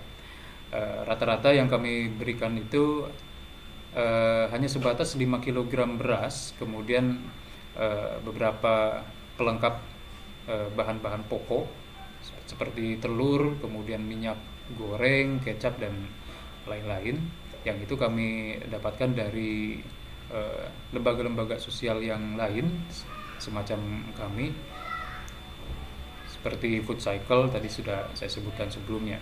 Dan harapannya adalah, dan juga sebetulnya sudah kami inisiasi di beberapa daerah, di Bogor misalnya. Harapan kami tidak hanya lembaga-lembaga sosial saja yang turun atau membantu warga-warga terdampak. Yang dimaksud dengan warga terdampak ini tidak hanya mereka yang menjadi atau mendapatkan status pasien baik PDP, ODP maupun positif, tetapi juga warga-warga umum, masyarakat umum yang kegiatan perekonomian terhenti gara-gara wabah ini gitu. Nah, di Bogor juga, di Cirebon juga sedang kami inisiasi. Ada gerakan untuk menyantuni tetangga. Jadi kader-kader desa baik dari Karang Taruna, PKK, dan unsur yang lain kami dorong untuk, ataupun RT ya, RT dan RW kami dorong untuk melakukan patungan untuk masing-masing keluarga yang dia masih merasa berkecukupan. Setiap minggunya itu 5 hingga 10 ribu rupiah. Nah, uang yang dikumpulkan itu tidak lain untuk membelikan, untuk dibelikan kebutuhan dasar seperti beras dan sembako tadi itu, untuk dibagikan ke masyarakat di lingkungannya sendiri. Jika misalnya dalam satu RT terdapat katakanlah 200 kepala keluarga, 20 kepala keluarga ini merasa masih berkecukupan, 20 keluarga ini melakukan patungan gitu, patungan sebanyak yang mereka mampu, sebanyak yang mereka rela setiap minggunya. Nah, setelah terkumpul dibelanjakan beras dan kebutuhan pokok lain, itu kemudian disalurkan ke warga RT-nya tersebut gitu, yang memang terdampak secara ekonomi, terdampak parah. Jadi untuk bantuan semacam ini kami juga membuat klaster warga gitu. Ada warga yang sama sekali tidak mampu memenuhi kebutuhannya. Untuk makan sehari-hari saja mereka tidak mampu. Kemudian klaster yang kedua, mereka mampu mencukupi kebutuhan dasar keluarganya, tapi tidak untuk membantu orang lain, tidak untuk membantu warga lain. Klaster yang ketiga adalah warga yang masih memiliki ketahanan ekonomi gitu, yang mampu untuk mencukupi keluarganya, dan dia bisa menyisihkan 5 atau 10 ribu dari belanjanya untuk disalurkan kepada tetangganya. Nah, yang kami dorong untuk melakukan kegiatan patungan ini adalah klaster ketiga untuk membantu klaster pertama. Adapun klaster kedua, mampu menolong keluarga sendiri pun itu juga sudah cukup membantu gitu. Sudah cukup membantu untuk tidak menjadi target santunan begitu. Jadi itu Mas Bayu, secara umum itu yang dilakukan oleh Graisena. Dalam kesempatan ini kami juga sangat ingin mengucapkan terima kasih kepada para donatur maupun relawan-relawan di berbagai daerah yang telah sudi membantu sesamanya melalui Yayasan Graisena, bergerak bersama Yayasan Graisena di beberapa provinsi, di beberapa kota di Indonesia. Itu saja. Dan satu hal yang menjadi harapan kami kepada pemerintah adalah bahwa kami berharap pemerintah sudah dan akan melakukan langkah-langkah preventif untuk mencegah terjadinya social disaster, gitu, bencana sosial. Karena apabila pandemi ini terus bergulir, memakan waktu yang lama, kemudian juga berdampak serius terhadap perekonomian. Nah, ketika itulah kita harus khawatir, gitu, dengan keadaan ekonomi dan sosial di tengah masyarakat kita, gitu. Oleh karena itu penting pemerintah untuk memikirkan dari sekarang bagaimana langkah-langkah preventif untuk mencegah social disaster itu, gitu. Sebagaimana tadi yang disinggung oleh Mas Farhan ya, yang menyebutkan ada jaringan anarko yang rumornya itu pada 18 April bulan lalu itu hendak melakukan penjarahan dan sebagainya. Nah, itu hal-hal yang perlu diantisipasi, begitu. Jangan sampai naudzubillah min dzalik. Warga masyarakat Indonesia, saya optimis, adalah masyarakat yang gotong royong, yang empati sosialnya tinggi, dan itu harus senantiasa kita bangun, kesadaran itu, gitu. Terima kasih Mas Bayu, mungkin akan kita lanjutkan nanti di sesi diskusi. Baik, terima kasih banyak Mas Agung selaku Ketua Yayasan Graisena. Untuk teman-teman yang ingin bertanya, disilakan untuk menggunakan kolom chat pada Zoom ini. Sambil menunggu teman-teman bertanya kepada pembicara, Mas Fajar, Mas Farhan, dan Mas Agung, saya ingin mengulas sedikit kepada Mas Fajar dan Mas Farhan terkait tanggapan yang kita ketahui bahwa pada awal bulan April ada aliansi BEM Jakarta yang membuat pernyataan bahwa fasilitas hotel bintang 5 untuk tim medis dinilai berlebihan, dan ada kritik terhadap kebijakan Gubernur Anies Baswedan yang menyediakan hotel Grand Cempaka sebagai tempat penginapan para tenaga medis. Mereka menilai kebijakan ini tidak tepat dan bernuansa politis. Saya ingin bertanya kepada Mas Fajar selaku Ketua BEM UI yang notabene di domisili Jakarta. Apa tanggapan Mas Fajar terkait forum yang mereka membuat sebagai aliansi BEM seperti itu? Oke, terima kasih pertanyaannya Mas Bayu. Ini kemarin juga sempat bikin geger teman-teman di BEM ataupun pihak-pihak yang sejauh ini berkoordinasi sama BEM UI, karena banyak yang nanya apakah BEM UI tergabung dalam aliansi BEM Jakarta itu atau enggak. Nah, tapi perlu di-clearin, mungkin juga teman-teman lihat bahwa tidak ada BEM UI di sana dan tidak ada yang memang memakai jakun alma mater kami. Nah, tanggapannya memang sebenarnya sangat disayangkan ketika pernyataan dari aliansi BEM Jakarta itu justru kemudian memecah narasi publik terkait dengan bagaimana sebenarnya memang para dokter, perawat, dan tenaga medis lainnya itu memang sudah mengorbankan tenaga, waktu, dan juga pikirannya untuk bisa mengobati masyarakat yang terjangkit virus corona ini. Dan memang ketika mereka, para tenaga medis ini kemudian sudah bersentuhan atau berkontakan langsung gitu ya dengan korban, dengan masyarakat yang terjangkit COVID-19, mereka kemudian juga harus lebih aware terkait dengan bagaimana mereka bisa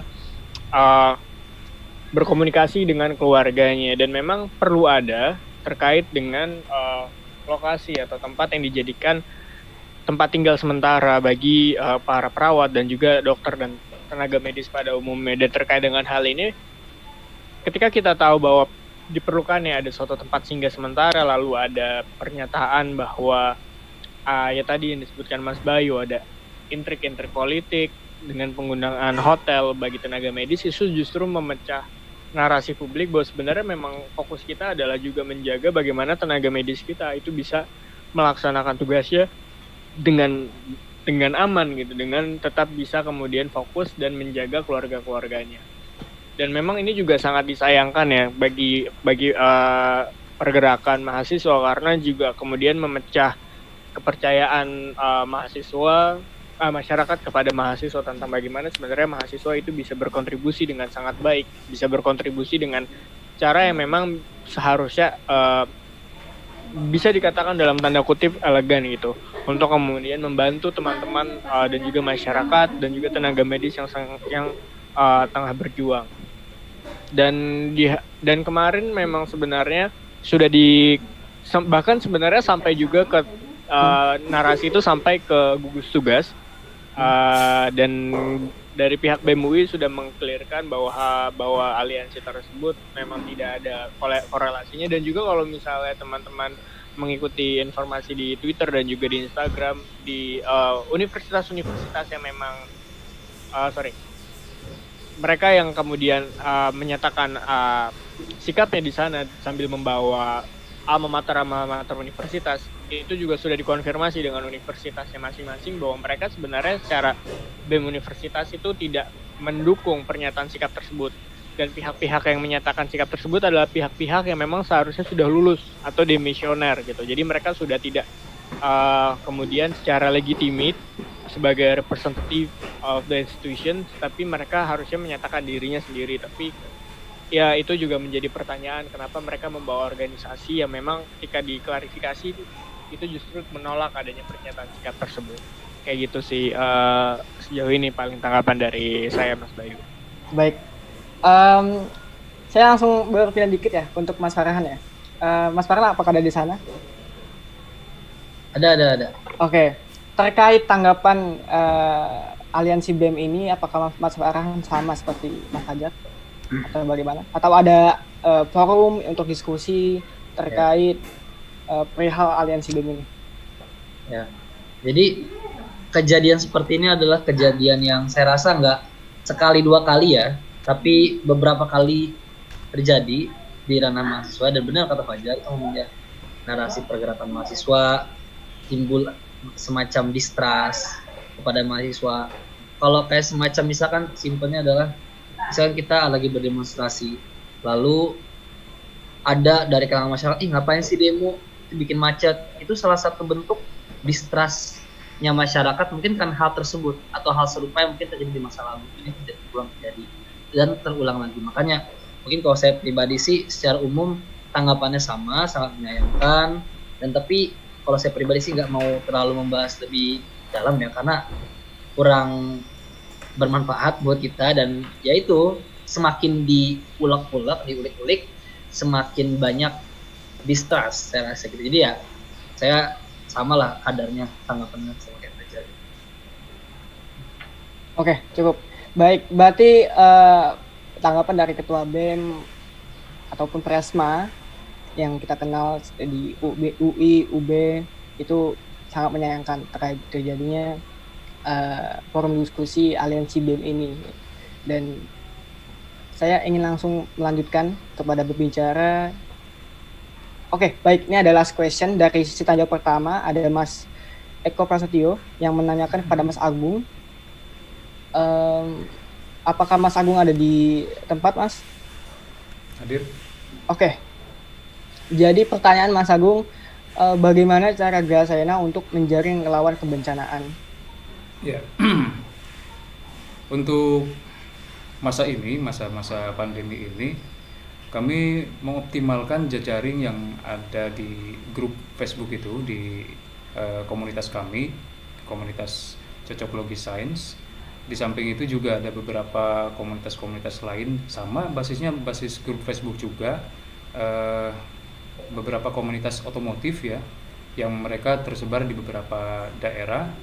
Dari jaringan perkawanan itu kemudian akhirnya kami bergerak bersama gitu di daerah-daerah. Ambil contoh misalnya di di Yogyakarta, Klaten, Boyolali, itu di sana relawannya berasal dari satu entitas yang sama, satu komunitas yang sama gitu. Kemudian bergabung bersama Graisena menjadi relawan Graisena, padahal memiliki latar belakang yang berbeda satu sama lain. Ada yang sebelumnya sudah menjadi relawan Merapi misalnya, kemudian ada juga yang masuk ke dalam tim SAR dan lain sebagainya. Tapi berhimpun bersama di satu posko yang sama menjadi relawan Graisena. Ada pula yang secara personal mengajukan diri kepada kami untuk menjadi relawan, sekaligus juga mempelopori di daerah tersebut kegiatan-kegiatan respon kebencanaan. Seperti di Aceh. Di Aceh itu hanya satu orang yang awalnya bergerak untuk melakukan giat-giat desinfeksi, kemudian juga menyalurkan bantuan kepada PDP dan seterusnya.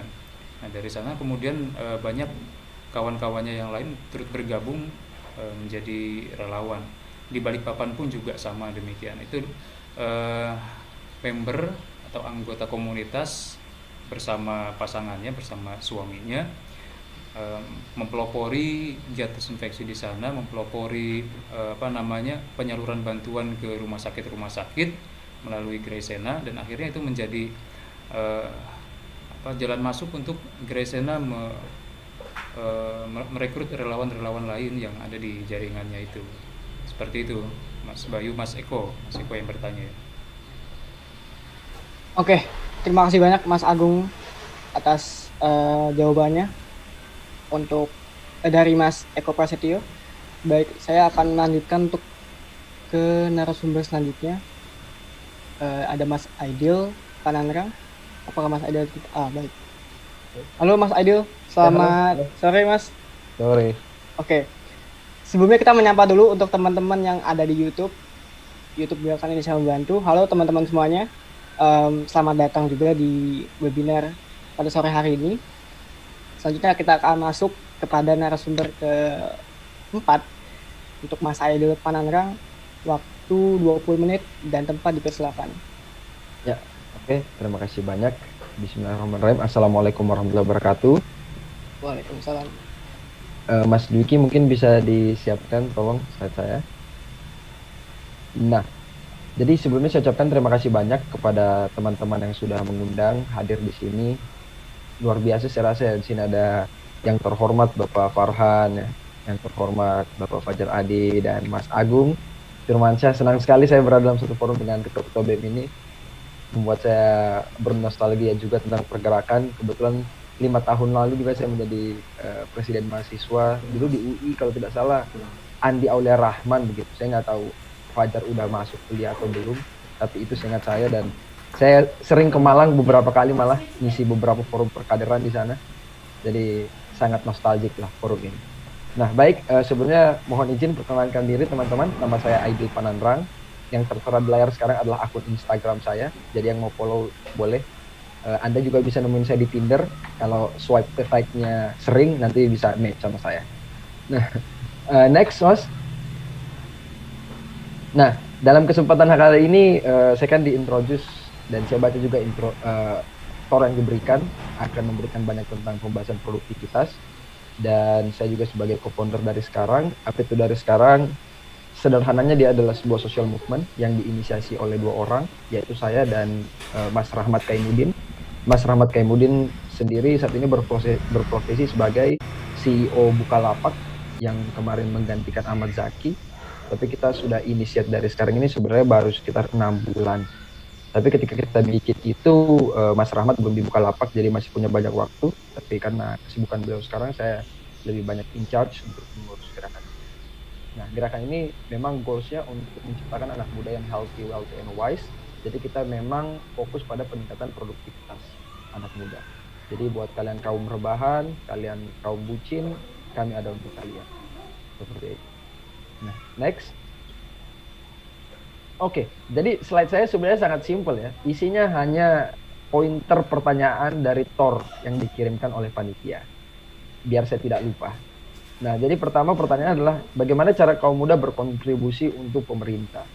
Bagaimanapun itu saya selalu mengatakan bahwa cara kontribusi itu saya definisikan ada yang di udara, ada yang di darat, dan dua-duanya harus jalan.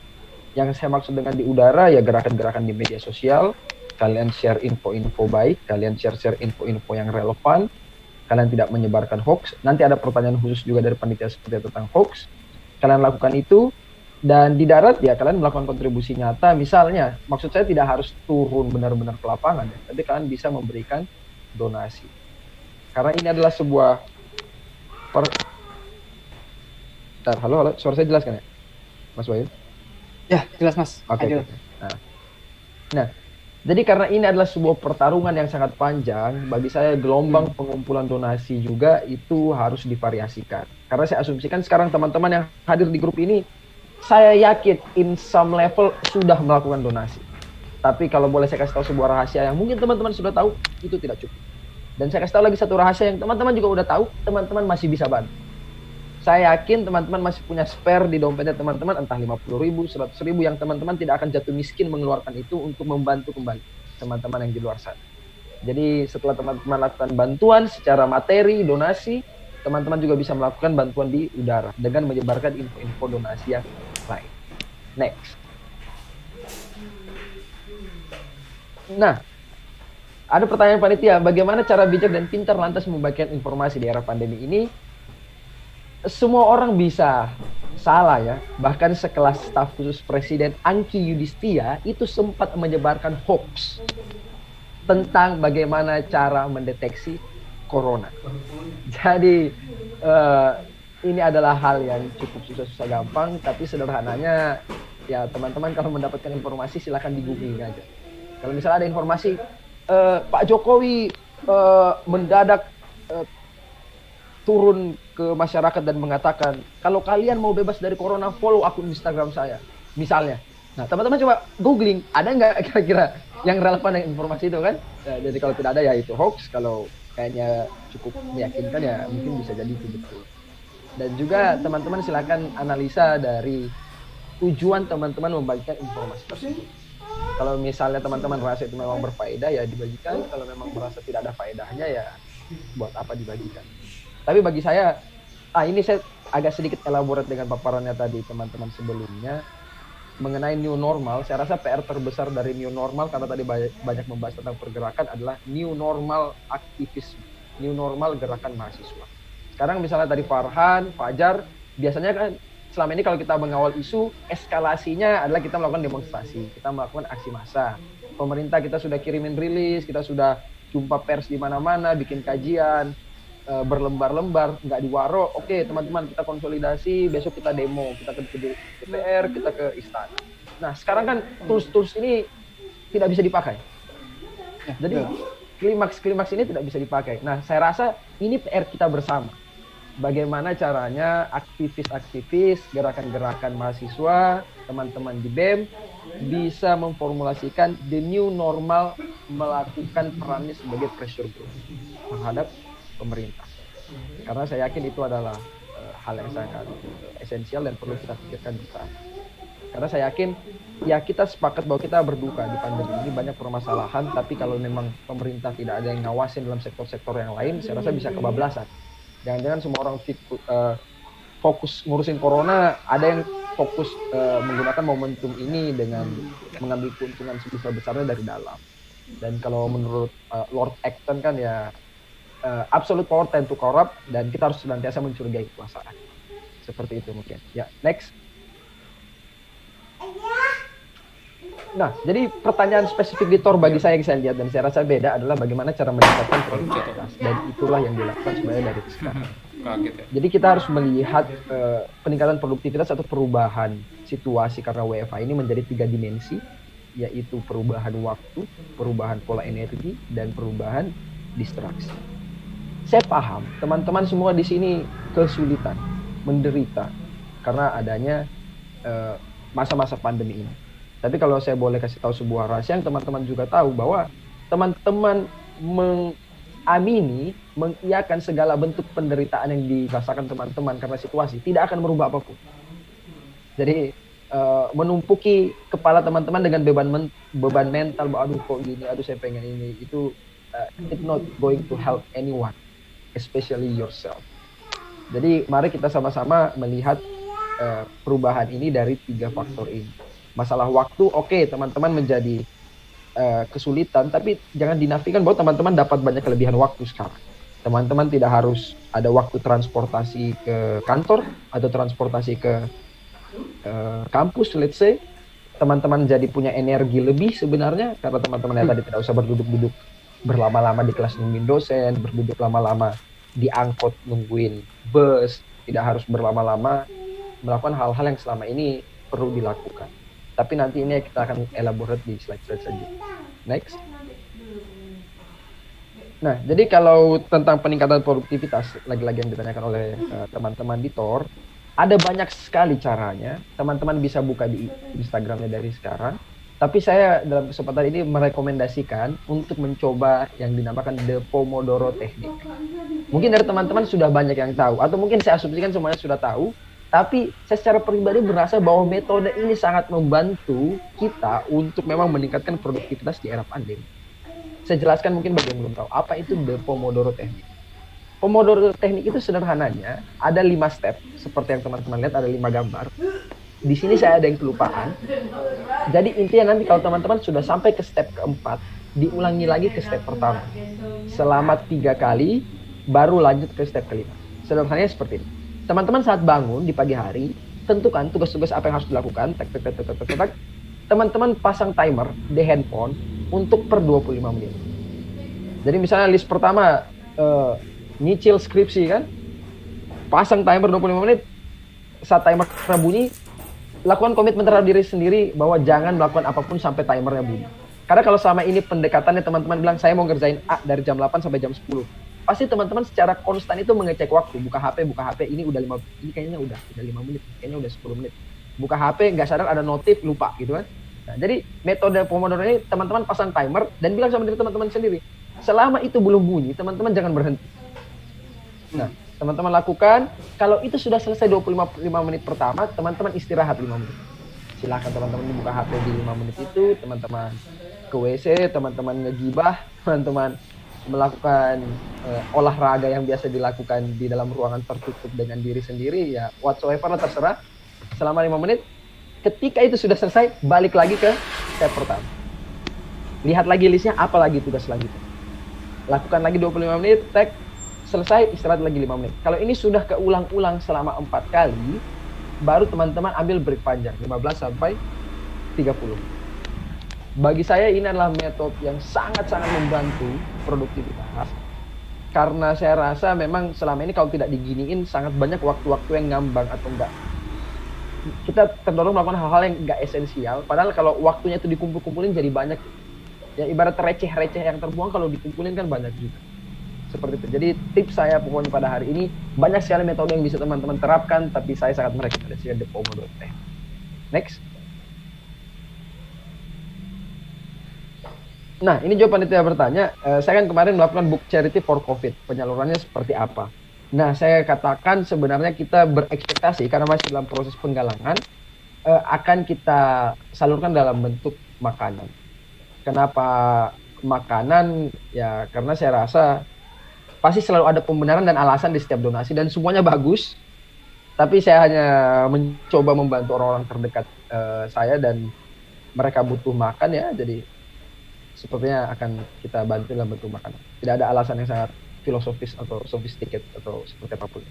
Next.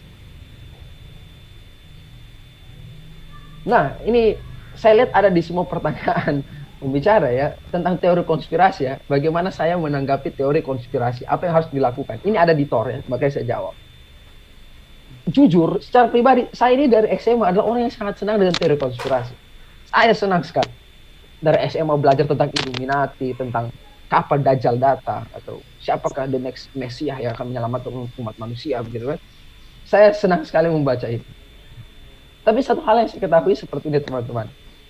Apapun teori konspirasinya, selama itu tidak merubah cara teman-teman bertindak yang seharusnya, saya rasa itu hanya akan menjadi beban mental lain.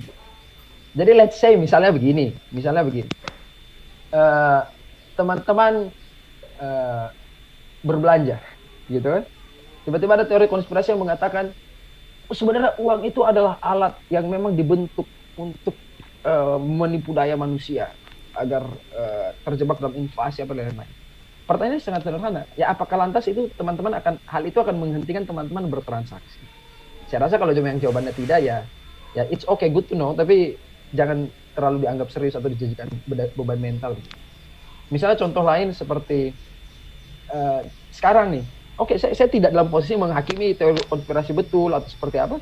Tapi terlepas dari itu, ya dengan atau tidak ada teori konspirasi, saya rasa saya tidak akan juga keluar gitu, nemuin orang-orang beraktivitas seperti biasa. Jadi tidak akan merubah apapun. Jadi bagi saya tidak terlalu esensial juga saya percaya itu atau tidak percaya itu. Terlepas mungkin, oke, ini adalah kerjaan dari mainstream media global dan lain-lain ya. Selama itu tidak merubah cara saya bertindak dan bersikap, ya saya rasa tidak ada alasan bagi saya untuk memaksakan orang lain menerima apa yang saya yakin. Seperti itu. Dan saya rasa itu slide saya yang terakhir, kalau tidak salah. Next. Nah, betul sekali.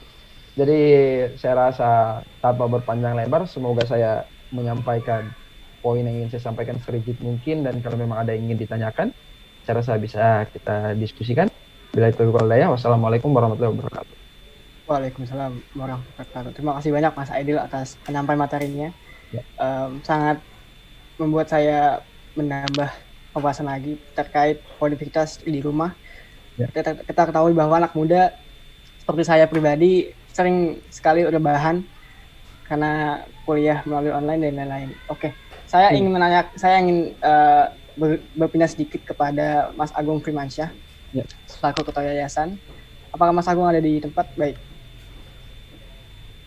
Saya melihat di Instagram Gerakan Indonesia Cegah Bencana GSN itu ada pelatihan kepada relawan GSN sendiri, seperti penanganan ular, seperti mungkin ada pelatihan pengendara mobil dan lain. Apakah apa saja yang dilakukan Mas Agung selaku ketua yayasan kepada relawan GSN untuk penanganan pandemi COVID-19 ini, seperti itu?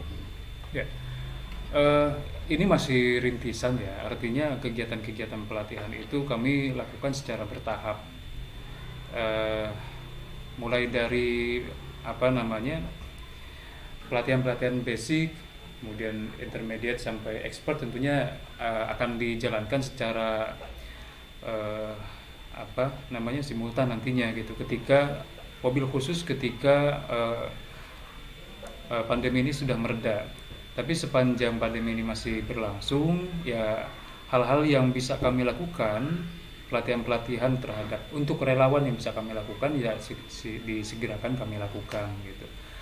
Ke depan insya Allah Graisena akan memiliki pendidikan khusus untuk relawan gitu, yang nanti diselenggarakan di kantor kami di Cinere, di kompleks Cinere Teras Komersial. Bahkan kawan-kawan lain pun juga, apabila dari BEM UI maupun teman-teman BEM yang lain hendak melaksanakan kegiatan diskusi atau apapun, bisa menggunakan tempat kami secara free, silakan saja, nggak apa-apa, di Cinere Teras Komersial, karena itu memang tempat untuk kemanusiaan. Kami juga dititipi dari orang baik, dan ya kami akan berusaha sebaik mungkin agar bisa dimanfaatkan oleh orang-orang baik juga gitu. Jadi begitu Mas Bayu. Saat ini kita tidak secara khusus melakukan pelatihan-pelatihan untuk relawan. Okay. Gitu. Hanya apabila itu mungkin dilakukan saat ini, kita lakukan gitu. Oke Mas Agung, terima kasih banyak. Saya berpindah kepada Mas Aidil selaku co-founder dari sekarang. Baik. Saya lihat Mas di Instagram dari sekarang ini kan sering sekali share produktivitas di rumah, dan kepribadian lebih baik lagi.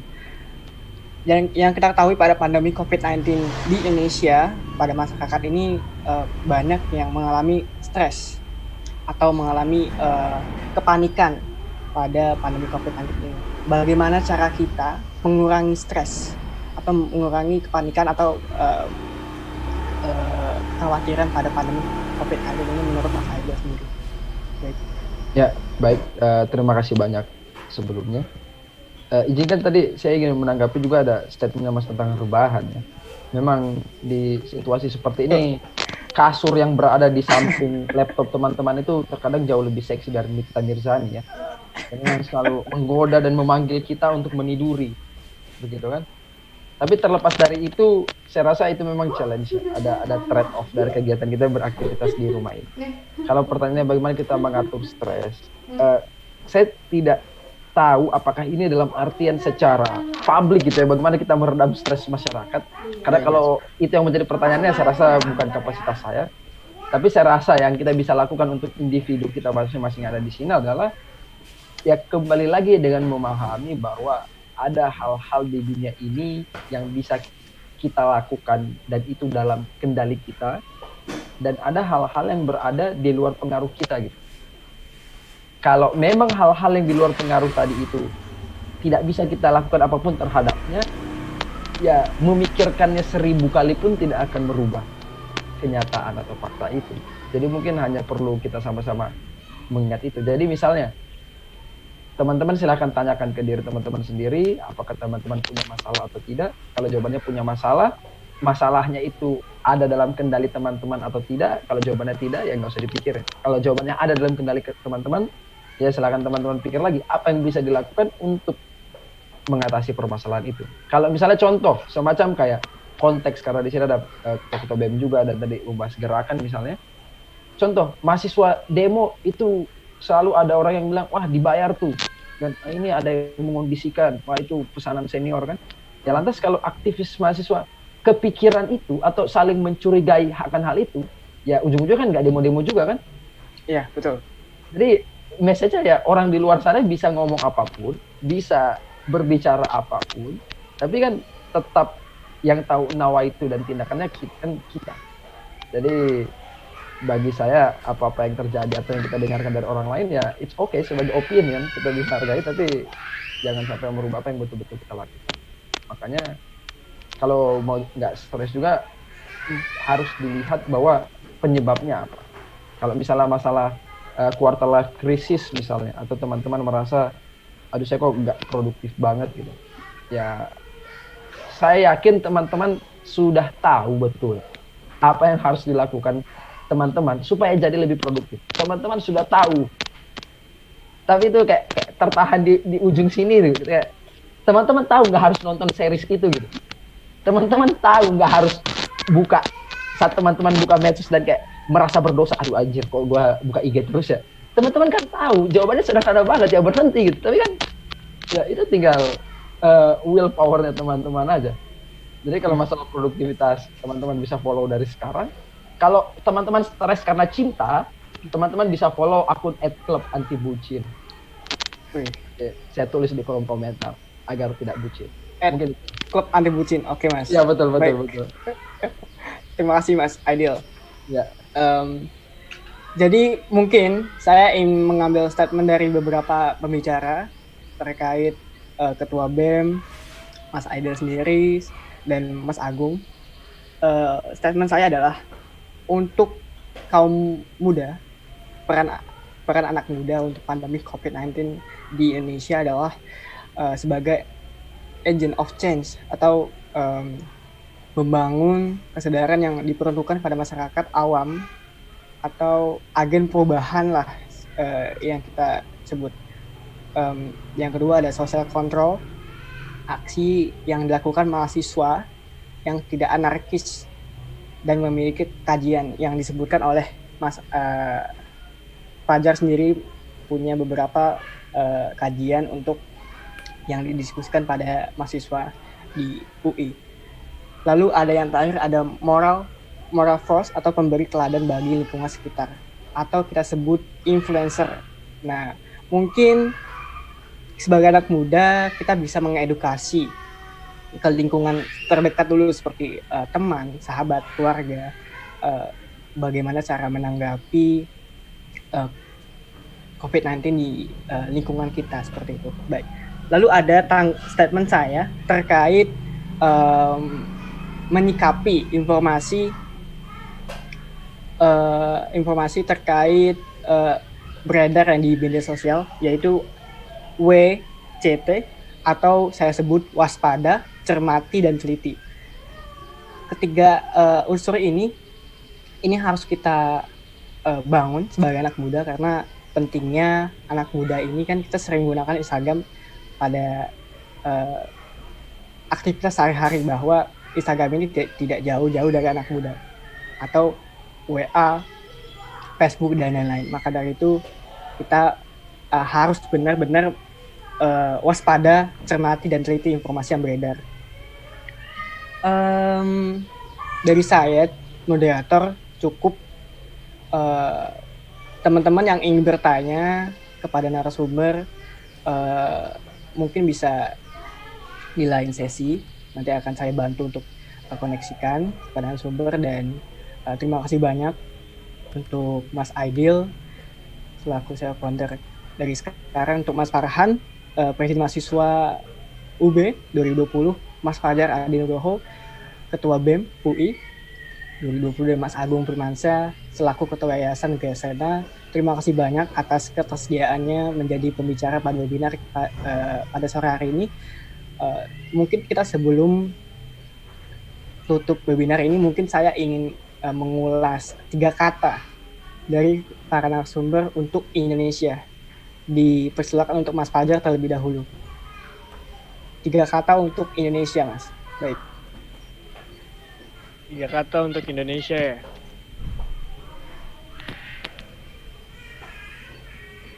Mikir dulu nih saya. Farah dulu kali, Farah dulu. Oke, Mas Farhan dulu mungkin bisa mendahului Mas Fajar. Sama aja sih, juga mikir dulu ini. Nggak ada di briefing misalnya. Oke, sepertinya Mas Agung sudah siap untuk menjawab. Mas Agung terlebih dahulu, silakan. Oke, insya Allah. Indonesia kuat, gotong royong, dan memiliki kepedulian sosial tinggi. Lebih dari 3 kata ya, empatik. Lebih dari 3. Kuat, gotong royong, dan memiliki empati yang tinggi. Empatik itulah. Kuat, gotong royong, empatik. Baik, untuk Mas Agung sendiri sudah. Untuk Mas Fajar, apakah sudah siap? Ya, udah siap. Sehat, aman, adil. Sehat, aman, adil. Baik. Oke. Untuk Mas Farhan, untuk 3 kata untuk Indonesia. Saya optimis, terus sehat juga, lalu juga sejahtera. Sehat, optimis, sejahtera. Baik. Untuk Mas Aidil, mungkin berbeda dari yang lain atau saya apa? 3 kata ya. Beriman, berilmu, beramal. Mantap.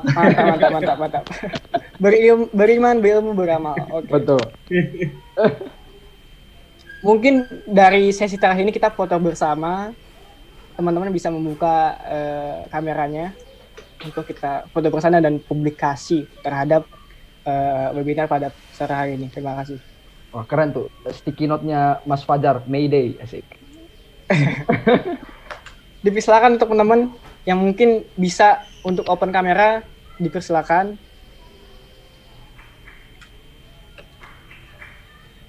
Saya tunggu untuk teman-teman semuanya. Untuk teman-teman yang di YouTube, terima kasih banyak yang menyaksikan melalui YouTube. Semoga webinar pada sore hari ini akan terus memberikan kebermanfaatan untuk kita semua.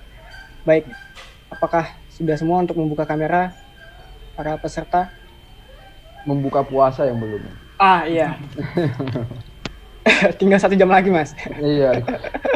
Aduh. Mohon bersabar, teman-teman. Siap.